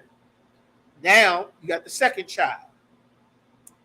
After that, the second child is born in Genesis 25 and 26. His name is Jacob. Jacob is the forefather of the 12 tribes of the nation of Israel. All right? Genesis chapter 25, Jacob is born. So now, Jacob, all right, Abraham, he marries another wife. He has some more kids. All right, but the child of the promise, then Abraham, the child of the promise, bear with me just a moment.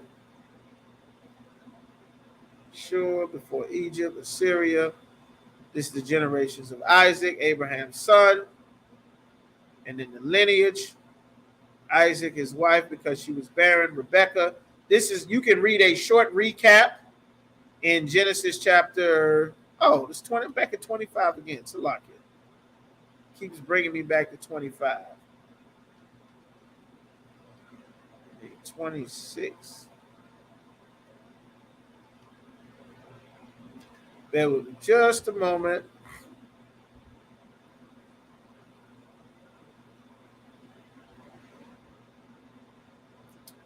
All right, there's a famine in the land. Isaac, we're going to get to Jacob. Jacob is born. Isaac is still alive.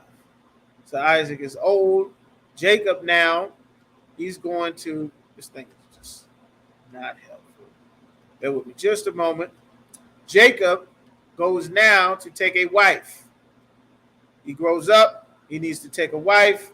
It's time for him to get married, to start a family.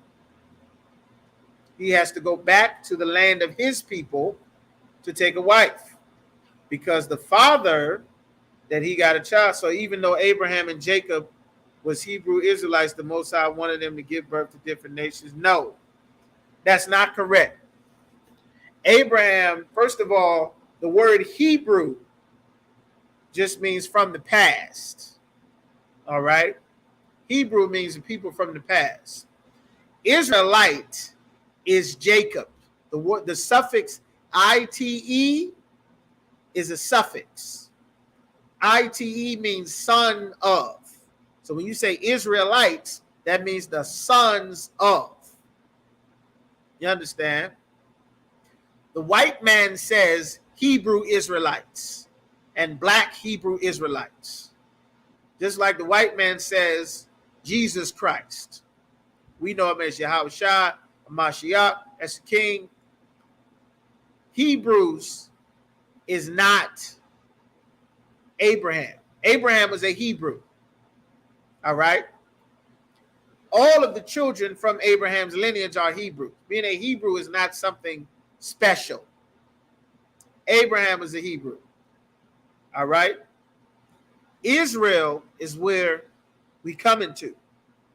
Jacob's name, who was the son that was just born in Genesis, the 25th chapter. He was born in Genesis 25 and 26. His name was changed to Israel. Jacob, his name, Jacob means Yaiquab, or to supplant, to run game on, to hustle. That's what Yaiquab means. His name was changed to Israel. That's where we going. That's where we getting ready to get now. His name was changed to Israel. His sons are Israelites. They are the sons of this man named Israel. Let me know you follow me. All of his sons are Israelites, meaning the sons of. His daughters are Israelites. Female is Tess, Israelites. Man is Israelites. All right? If you put them together, it takes the dominant masculine form, which are the Israelites. Israelite just means the sons of Jacob, not the Hebrews, because Lot was a Hebrew. It was Abraham's nephew. Lot's two daughters got him drunk in Sodom and Gomorrah and raped him after they thought that all the people had died in Genesis, the 19th chapter. They made those nation of Down syndrome, mongoloid babies known as the Ammonites and the Moabites, or the so-called Asians. The Chinese and the Japanese, the most predominant families of the Asians. And later from them come the Koreans, the Vietnamese, everybody else, but so that you can understand that's who they are. Those are also Hebrews. The Arabs come from Abraham. That's his son Ishmael. Ishmael is also a Hebrew. There's nothing special about the Asians. There's nothing special about the Arabs. But they are Hebrews. That's why it has nothing to do with being a Hebrew. That's why when we started, it said, in Isaac shall thy seed be called. That's why he got rid of the bondwoman and that son that was Ishmael, because he was not the child of the promise. You understand? The Most High wanted them to give birth to different nations. The Lord said, I will make many nations out of you, to Abraham. That's why the Ishmaelites and all of the Arabs and their sons, they come from Abraham, but they are not children of the promise. That's why Esau also comes from Abraham, the so-called white man. The Esau, or the Edomites, is the brother of Jacob. But the Lord intended for us to be completely separate from the very beginning. So now you have the Edomites, who are also Hebrews, because they come from Abraham and they come from his descendants. Now the children of the seed of the promise is only in Jacob. That's where we are now. The promise that was made to Abraham, I'm going to make a great nation from you. Then the promise that was made to Ishmael. The promise that was made from Abraham passed to Isaac. In Isaac shall thy seed be called. And then from Isaac, not Esau, two nations shall be separated. One is going to be stronger than the other. There's a child of the promise. Jacob is the child of that promise, that the elder shall serve the younger. The younger is Jacob. You're right. It is very deep. This is what our sons and daughters are supposed to be learning, instead of goddamn Martin Luther King and salute the flag and we shall overcome and God bless America and rise for the national anthem and let's get rid of race. This is what we are supposed to be learning. This is our heritage. This is what it means to be who you are. This is where you come from. This is our heritage. This is our Mexican ancestry. Our Puerto Rican, our Dominican, our Haitian, you understand, our Native American, our Seminole, our Afro-American, our West Indian. This is our heritage as a people. Before we went into slavery, before our oppressors named us something different and then separated us throughout the world, this is who we all are. This is why the Lord rose up the prophets to bring us back as a nation so that we can recover our heritage. This was an excellent question that you asked, sister. It is very deep. This is who you are. This is who we are as a people. You understand? This is why you were not allowed to read the Bible as a slave, because it tells you who you are. You understand? So now Jacob goes to take a wife, and he has to go back to the land of his people, because we don't take wives from the other nations of people. Why? Because that has been our custom. We don't marry the other nations because we need to keep our family line pure. You understand? We need to only take wives and have families with each other. You understand? Not how the white man is having sex with his sister, but we are all related. Once the family is big enough, you got enough sons. One brother has 20 sons, they have sons and daughters. One brother has 40, 20 sons, 30 sons, 4 or 5 wives. Get 20 brothers with 4 or 5 wives, 3 and 4 wives, 4 or 5 wives like Jacob. They popping out 14, 15, 16, 20 kids apiece. 20, 30, 40, 50, and 100 years, we have thousands and thousands of each other. You no longer are just with your brother and sister. You now have filled with cousins, filled with brothers, filled with sisters. These are your distant cousins, your distant cousins. Now there's millions of us, but we are all from the seed line of these 12 tribes, which we're getting ready to get to. It goes back to Jacob. It goes back to Isaac. It goes back to Abraham. It goes back to Noah. It goes back to Isaac. It goes back to before the flood. It goes back to Adam. We are the same lineage that the Lord has been trying to whittle down to only this chosen people, which is where we are now with Jacob. Now Jacob is going to take wives and make sons to continue the promise that was given to his forefather Abraham. Jacob, all right? So now let's see. He goes back to the land of his family with Laban. He works for Laban to get wives from Laban. He works for Rachel. He works for Leah. He wants one sister. The brother tricks him, marries him off to the older daughter. He wanted the younger daughter. This brother's trying to get all of his daughters out the house. Sister's getting old. You understand? This whole being a woman without having a husband, that's not real. That ain't real life. That's how you end up on a telephone pole. Have you seen me? Have you seen me? You ain't supposed to just be a woman just out in life on your own, just living. That's not how the Lord set life up. That's how you get robbed and kidnapped and swindled and scammed. Something wrong with your car. They overcharging you. Something wrong with your house. They're overcharging you. They're running game on you. They stealing. You don't know what's a good man, what's a bad man, what's a good friend, what's a bad friend. You let your child molesting uncle around. You marry. You hang out with goddamn Bobby Brown and Ike Turner, breaking your jaws, stealing money out your purse, selling dope out your house. All kind of problems. The Lord did not make a woman to be in charge of herself. And this brother knew that this was his last chance to get that eldest daughter out of his house to marry her off. So he ran game on Jacob, because that's what Yahweh means. He ran game on Jacob. Jacob ends up marrying Leah and Rachel. When it's time for him to leave the land of his family at Laban's house to go back to his land where he's from, now they say, take your handmaids with them. They had sisters that helped them out. Imagine you and a sister is so tight that this sister will be down with you because she helps your father's business. Your father got sheep. Your father has land. Another brother has daughters. Like, listen, I'm poor. I don't have all of this wealth. But you are brother. You have wealth and power. I want my daughter to come and help and serve in your households. We didn't have jobs and employees where we spent 15, 20 hours a day away from our kids and our family, making some white man rich for us to sit in traffic to get back home to find out your teenage daughter is pregnant and your teenage son is running the streets. He's a gangster criminal blood now. We didn't have that. You were with your family or you went to another family. We worked for each other. That's why we had laws about how to be a boss to each other. Don't oppress your brother. Don't rob him.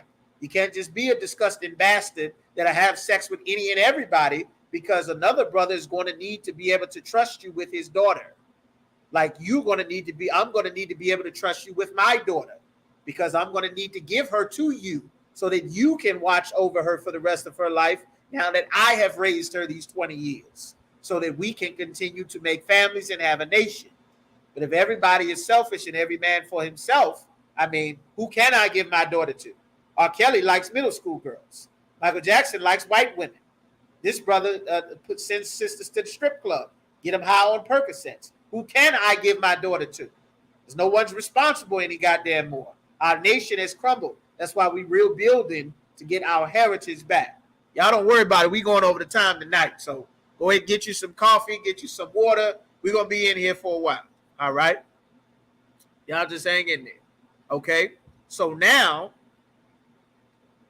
in Genesis chapter 29, he's marrying sisters. Genesis chapter 29 and verse 20, the brother works out a deal with the father to get a wife. That's what's supposed to happen. You're supposed to go to the father to get permission to speak to that daughter, to deal with that daughter. You and the father work out some deal because the daughter is the property of the father. The daughter is the possession of the father. Not supposed to just be free to just go in the house and tear up everybody's daughter and go on and leave her pregnant with the baby. And next thing you know, she got 3 kids and no husband. And now you in the house raising her and her kids. The whole nation is out of order. You're supposed to go to the father. The father say, no, get the hell away from here. All you do is get high and run the streets. If I catch you around my house trying to talk to my daughter, I'm going to break your goddamn neck. Get the hell out of here. Or this brother, he may be responsible. Let me check him out. Let me see what his work ethic is. Let me get to know him before I present him to my daughter. Because my daughter is going to look and say he's got nice shoes, likes his hair, likes his earring, likes his voice. He plays basketball, and not examine anything about his character to find out that if he get upset, he's going to punch her in the ribs and throw her down a flight of steps. My daughter cannot see this. I can see it. And because I can see it, you won't go to my daughter. You're going to go to me.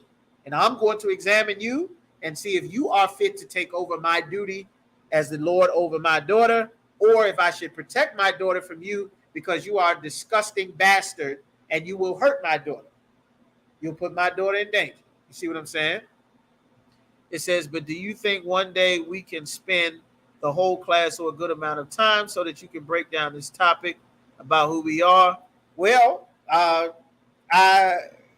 we certainly can. A little bit more specific about who we are, because that's what all of the classes are. Okay, no sweat. If this is your first time or your first few times hearing it, it's a lot to learn, but all of these classes are explaining who we are. You understand? All of the classes that we have explain who we are.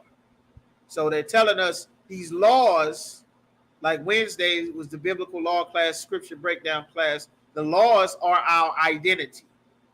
You understand? Brotherhood is who we are, how we deal with each other, our high holy days, the Passover that's coming up in April the 14th, the 15th. The 15th, the 16th. Our high holy days have a lot of the information, the wars that we had with the other nation, where we come from, what we ate, our kings, our records, all of the things that happened to us as a people, our history. We go over all of these things in our school. You understand? If you go to the channel, like we have hundreds of videos on our channel. So if you are signed into YouTube on this same channel, Isupk Virginia, you can go and look and get information about who we are. You know, what city, what state are you in? What city are you in? You in there? Well, you in Baltimore? We got a school in Baltimore. There's a school in Baltimore, classes 6 days a week in Baltimore. You understand? Go to the high holy days, sign into the class, contact the school. But it's a lot of information. Like we're actually learning who we are as a people. Like it takes some time. These are things that you would learn from the time you are a baby, just like you were taught Christmas, just like you were taught Thanksgiving, Mother's Day, Father's Day, birthdays. You were taught these things from the time you are a baby. They teaching you what to eat. You're in your high chair. They putting a little baby spoon in your mouth. They giving you the first time they put some green in your mouth. You taste the salt. Then they give you some chicken. And you do dance. And they giving you cereal. And they take you from the formula. Then you eat this. Then you get macaroni. Then you get greens. Then you get grits. And before you know it, you're learning. You learn how to talk. You learn how to walk. You learn how to behave. All of these things we learn. This is how you're supposed to be raised. That's why when you come into the truth, you are being taught for the first time. You're being taught who we are, where we come from, what we're supposed to eat, These are things that we were supposed to have been taught from the time that we are born. That's why you come into the truth. You're being born again to learn what we were supposed to have been raised in. Had we as the people obeyed the Most High, you would have been raised learning all of these the same way that you learned Christmas, Thanksgiving, Easter, Mother's Day, Father's Day, birthdays, all of that. So all you do is just keep coming to class. You understand? But it's hundreds, literally hundreds of videos on our page here. You can check out The Bible is Black. We got a series explaining all the black things in the Bible. New series on Black Adventists called The Salt of the Earth. Next week will be the first episode of the Salt of the Earth series. Bible is Black series every week as well. You can check out the entire playlist on this channel, the classes, all of those things. Like you have to. That's why Christ said, except that ye be born again, ye shall not see the kingdom of heaven. That I am grown does not exist in the Bible. That's a Christian concept that Christianity taught us, which really just means that no one can teach me anything. You understand? Not you per se, but that's what that spirit is. That's not in the Bible. You understand? But that's what's supposed to happen. You come, you learn, you understand? You're supposed to be born again to learn how to live life a completely different way than what you learned as a Christian, as a Muslim, or whatever religious beliefs that you were raised in. Now you're being raised by the men that God appointed to raise you, who are the prophets in the Isupk. All right? So, Jacob, now we're in Genesis chapter 29. Jacob goes to take wives. He works, Genesis 29 and 20, and Jacob served 7 years for Rachel, and they seemed unto him but a few days, for he had to love her. He loved her. He looking at her. She beautiful. He loved her. He liked talking and interacting with her. You understand? Now, he done worked out a deal with his father. He worked for 7 years. Jacob said unto Laban in verse 21, give me my wife, for my days are fulfilled, that I may go in unto her. Go in unto her means to have sex with her, because sex is marriage. He said, give me my wife so that I can have sex with her and make her my wife. So they made a feast. They had a big dinner in verse 20. Verse 23, he lay down and have sex with Leah. The father sent the wrong daughter in to run game on him. And Laban gave Leah and Zilpah her handmaid. Verse 24, this is another sister that's down with you half of your life. You a little girl. She might be a little bit older, something. This is a sister helping you do things. You understand? She worked for your father. She there helping prepare dinner, helping water the flocks, take care of the sheep, the goats. She might teach you how to sew, teach you all kind of things, how to braid, take care of babies. Like, she's helpful around. She works for the father. The father's big, got a big house, bunch of wealth and power. He got daughters, he got sheep, he got all kind of things. So they got other sisters that help his daughters. She got a handmaid. You understand? The sister there with her every step of the way, so that you are not raising daughters. You're not living your life by yourself. A lot of our lives we live by ourselves because our family structure has been destroyed by the Christian church. Imagine you got a sister there that's down with you. This is your sister. Y'all ain't competing over OnlyFans accounts. Y'all ain't competing over no man. This brother getting ready to marry her and the other sister. He getting ready to marry all four of them and have a big, nice family filled with sons and daughters that's going to become all of us thousands of years later on. They wasn't, fighting in the streets at the job, all of this old kind of nonsense, beefing with each other on Facebook and Twitter, trying to fight at the Chuck E. Cheese and all this old kind of madness. They weren't doing that. They had sisterhood because we weren't in slavery and we were not Christians. Christianity ruined that. Now some sister trying to take the man away from you. I'm going to steal your man. All of this old kind of nonsense when, you understand, that's not necessary. You understand? It's not necessary. So I'm going to speed up some time. So what it says, Laban gave the brother, he gave Jacob, he was supposed to get Rachel. He lied and gave her Leah, which was the older daughter, and gave her Leah's handmaid Zilpah. You understand? So now he works another 7 years for the other daughter, which he really wanted. In verse 29, Laban gave to Rachel his daughter Bilhah, his handmaid, to be her maid. There's a sister, so that you are not just on your own. There's a sister here that she down with you. Where you go, she go. You understand? She rolling with you. This your sister. You ain't there by yourself. Like this sister with you. She helping making you better, making you stronger, making you shine. Y'all got a sisterhood together. This is ancient sisterhood. You can find that here. You can find that now at UPK. Not everywhere, not every sister like that. But then you got some sisters that's down with you. That she make you shine and she shine. And y'all have a family.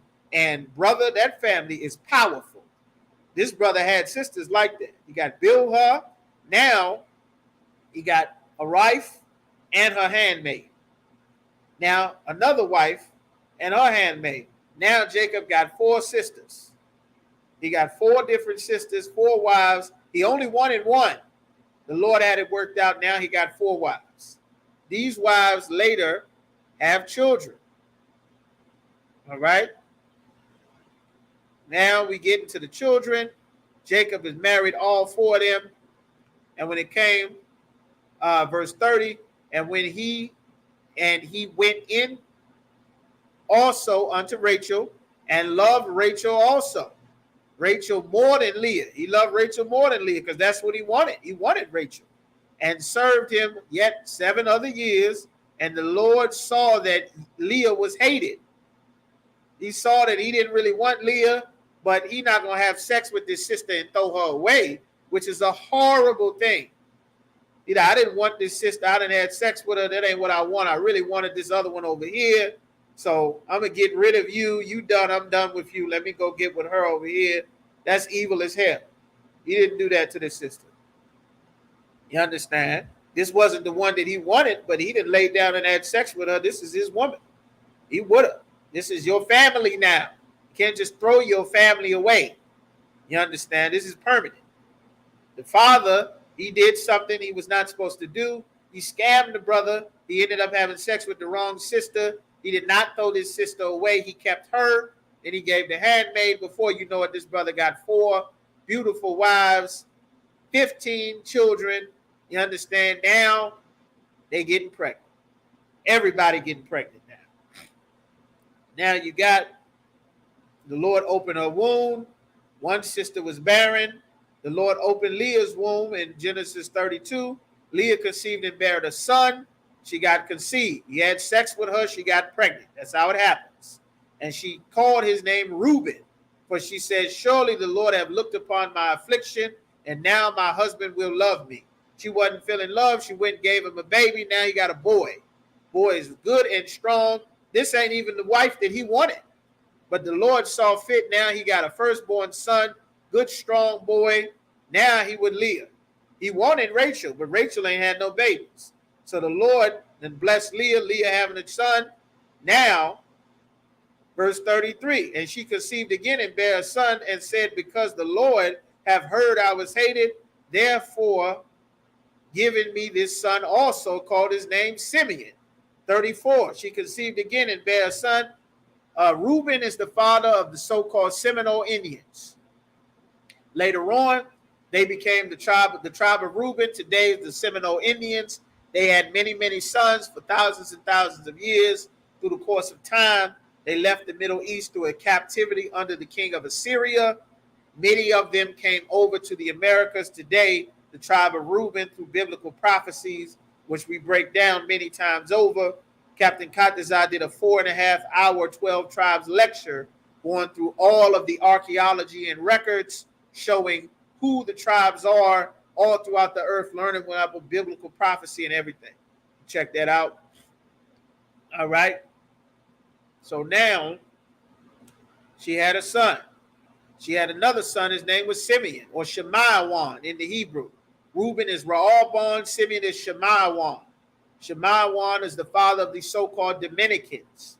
That's who Simeon is. Today, Simeon is the tribe of the Dominicans, or the tribe of Simeon.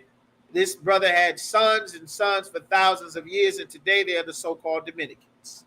Everyone from that male lineage traced back to this brother Simeon from the lineage of Jacob. She conceived again and bare a son, and now my husband will be joined unto me. He tearing that tail up. She getting pregnant every year. She getting pregnant. Son after son after son, tearing her up. Now, because I have borne him 3 sons, therefore was his name called Levi. Levi means joined unto me. 3rd son. Verse 35, she conceived again and bare a son. And he said, now will I praise the Lord. Therefore she called his name Judah and left barren. Called Judah. 4 sons. This ain't the wife, this ain't the sister that he wanted, but the Lord blessed his sister, opened up her womb, gave him son after son after son. She getting all the good tearing up that she can take. She happy. The kids is being born, got a nice big family. It's wonderful. Now we at Genesis chapter 30, verse 1. When Rachel saw that she bare Jacob no children, Rachel envied her sister. Us wanting to have children was a glorious thing. You understand? And she said unto Jacob, give me children or else I die. She said, I'm going to die if you don't give me no children. She looking at her sister, the sister getting blessed son after son after son. He having sex with Rachel. Rachel is not getting pregnant. He having sex with Leah. Leah turning out sons left and right. Leah is a son-making factory. Now, the other sister getting jealous, looking why I can't have no children. What's wrong with me? Well, the Lord did not leave her without. Jacob's anger was against Rachel and said, am I in God's stead, who hath withheld thee the fruit of thy womb? He said, I'm in here tearing this thing up. This ain't my fault. The Lord is the one that's not giving you no children. I'm doing my job. The Lord that decided. So she said, now, okay. He said, behold, my maid Bilhah. Go in unto her, and she shall bear upon my knees, that I may also have children by her. Said, I got my handmaid, the sister that's been rolling with me probably half of my whole life, and left my father's house to come with me. Now, go marry her. Have sex with her, make kids with her, so that I can have surrogate children by her. Since the Lord did not give me any children, this sister alone being down, rolling with the sister. Now, the Lord going to bless this sister. And she gave him Bilhah. He go marry Bilhah, have sex with her. Soon as he have sex with Bilhah, tell Bilhah up. Jacob, Bilhah conceived and bare Jacob a son. You understand? Rachel said, God have judged me and have heard my voice and have given me a son. Therefore, his name is Dan. So she had a baby. His name was Dan. Or Don. Don means judge. That's where you get the prophet Daniel or Danya Allah. It means the Lord's judge. That's what Dan means. Shaphat also means judge. All right. And Bilhah, Rachel's maid, conceived again and bare Jacob a 2nd son. And Rachel said, with great wrestlings I wrestled with my sister, and I have prevailed, and shall call his name Naphtali. Levi is the so-called Haitians today. Jacob is the so-called Afro-Americans, or the so-called Negro here in America, even though later they called everybody a Negro throughout the West Indian Islands. Even the native tribes were called Negroes if you weren't on a reservation after the 1800s. You understand? That's why many people that consider themselves so-called Afro-Americans, a nice bit of them, some of them are also, they are the tribe of Gad or Native Americans. Because if you weren't on a reservation, you were no longer considered a Native American thanks to our oppressor. That's why we have these prophecies here in the Bible bringing them out. So the sister Bilhah, he tearing Bilhah up now. Bilhah having a 2nd baby. And Rachel said, I call his name Naphtali. Naphtali, the brothers from Argentina to Chile down in South America. That is the tribe that is who Naphtali is. And Leah saw that she had left bearing and took Zilpah, her maid, and gave her Jacob to wife. He said, listen, the oldest daughter that had the 4 boys said, I'm not having no more kids. You know, I'm not having kids anymore. The Lord is not giving me any more kids. Here, go and take this sister, marry her, give her kids too. She out here with us. So now, and married the other handmaid, Zilpah, Leah's maid, bare Jacob a son. And Leah said, a troop cometh, called his name Gad. Gad is the father of the Native American tribes that are not Seminole Indians. You understand? The Cheyenne, the Arapaho, you understand? Many of the Creek, the Osage, the Lakota, the Navajo, all of the Native American tribes that are not Seminole Indians, they are of the tribe of Gad. They are now Zilpah, Leah's maid, bare Jacob a second son. Jacob just tearing up all the tail. Everybody, faces in pillows, everybody getting tore up. He having another son. And Leah said, I'm happy, for the daughters will call me blessed. And she called his name Asher. You understand? She had another son, Asher. The father of the majority of South America is the tribe of Asher. From Colombia all the way to Uruguay, to Colombia, from Colombia to Brazil. All of those, all the natives down in there, the tribe of Asher, the Inca Empire, all down there in those mountains through the Andes in Ecuador, Peru, Bolivia, Brazil, Uruguay, Paraguay, all down there in South America. You understand? That's the tribe of Asher, minus Naphtali, which is Argentina and Chile. All right? So now she have another son. You understand? And the last son that the sister had down here in verse 17, the Most High heard Leah, and Leah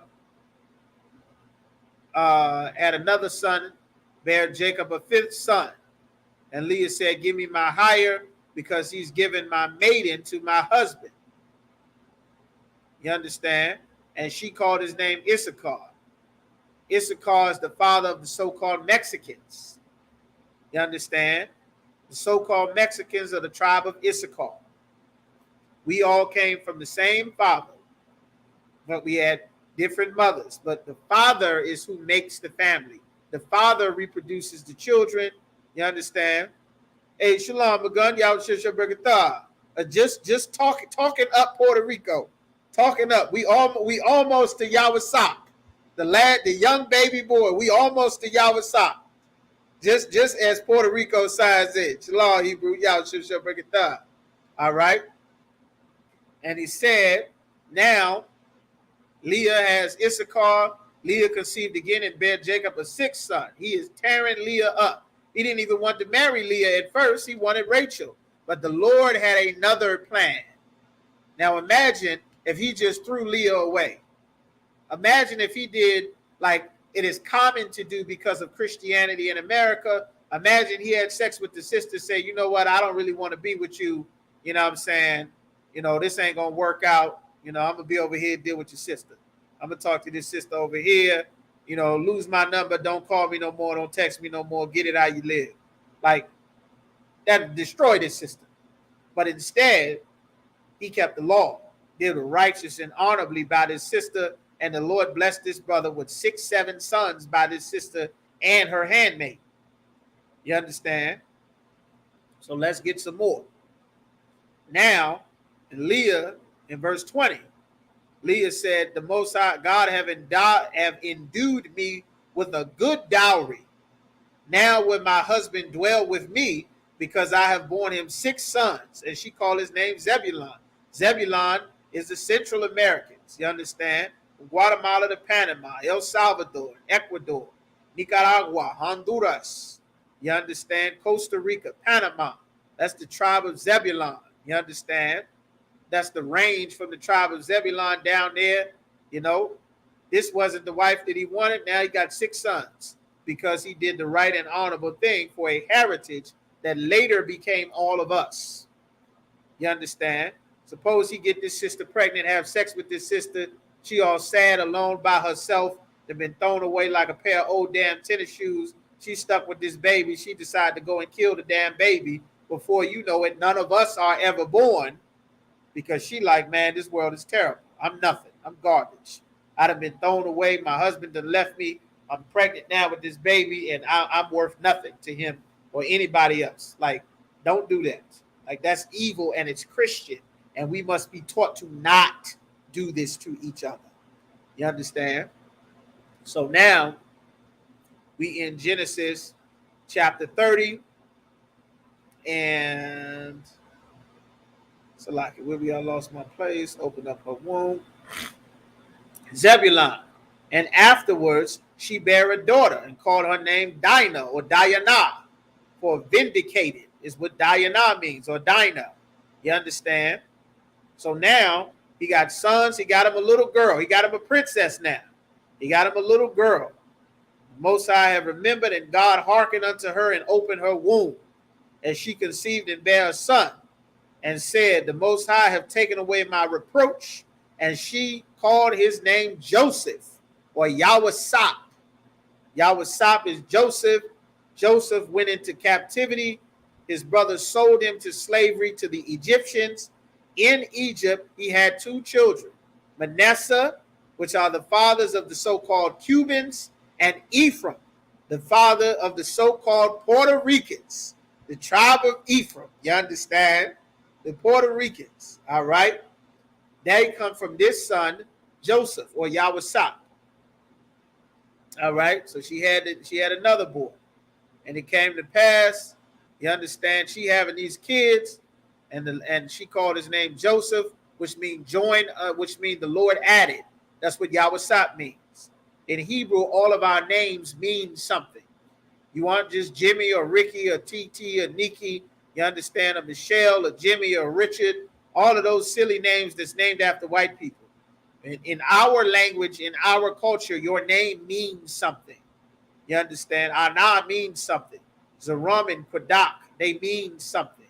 You understand? Yerashimah, not the Zaknashah, Shawamar, you understand? Katham Gabar, Amun Gabar, Amawan Ya'ala, Kahuntam Yad, Tazayad, Malak.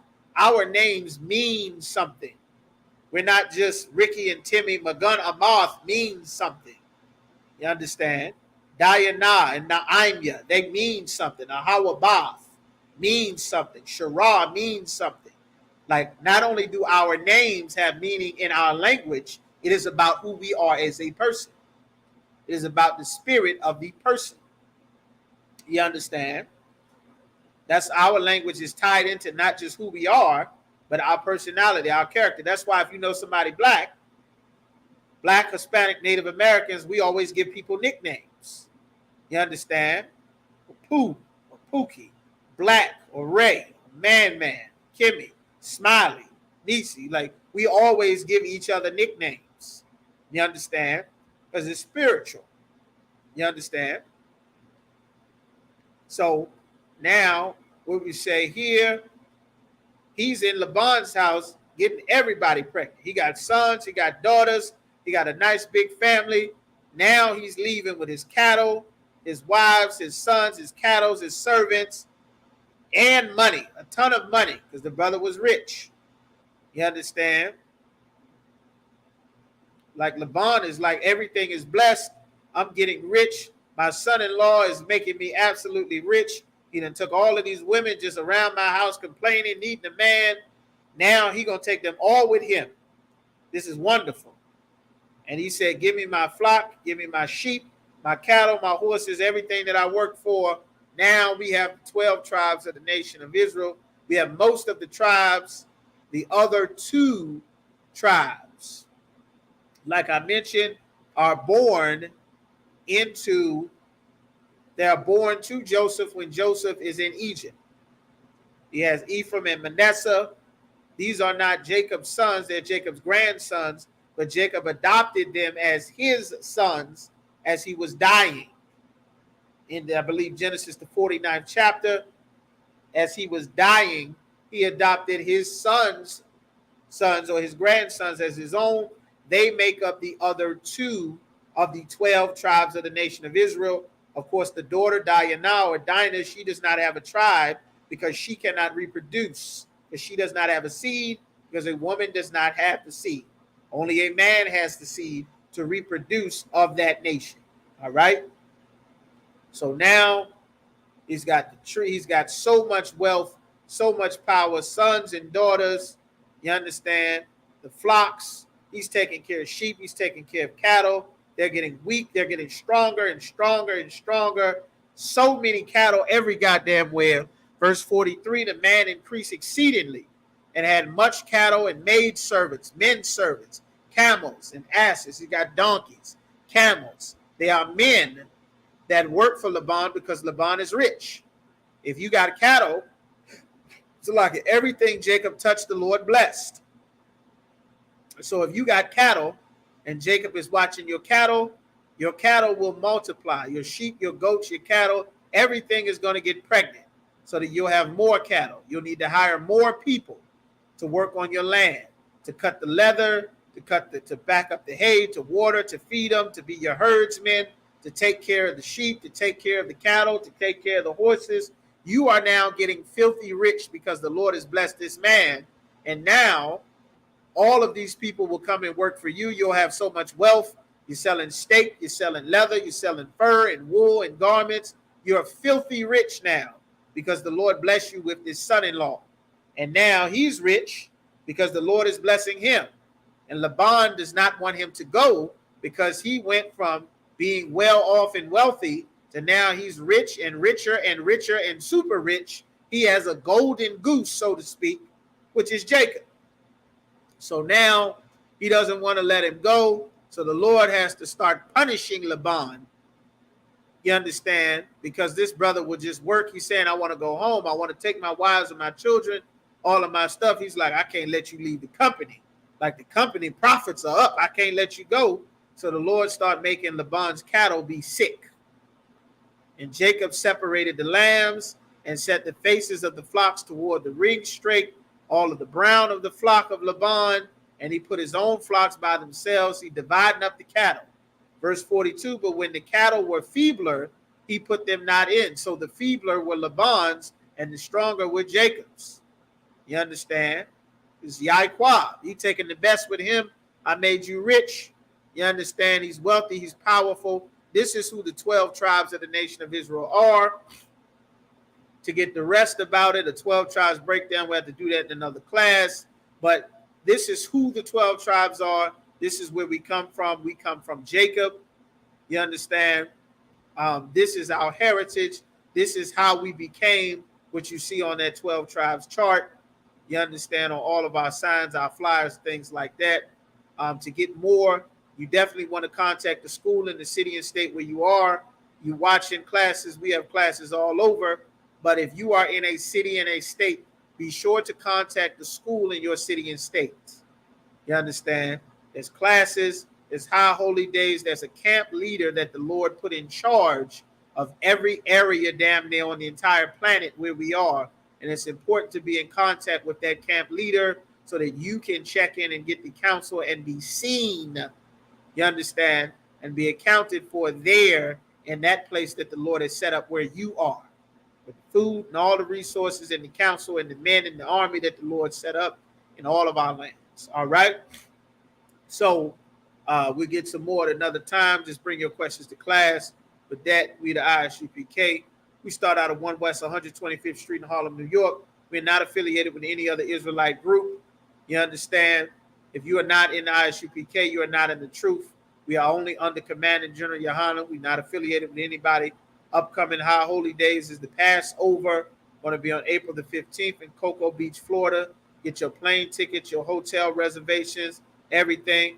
No sweat, sis. Go ahead and check out the channel. You'll be able to see everything else there. Get your reservations, get everything there so that you can get down to the Passover to meet us in Florida.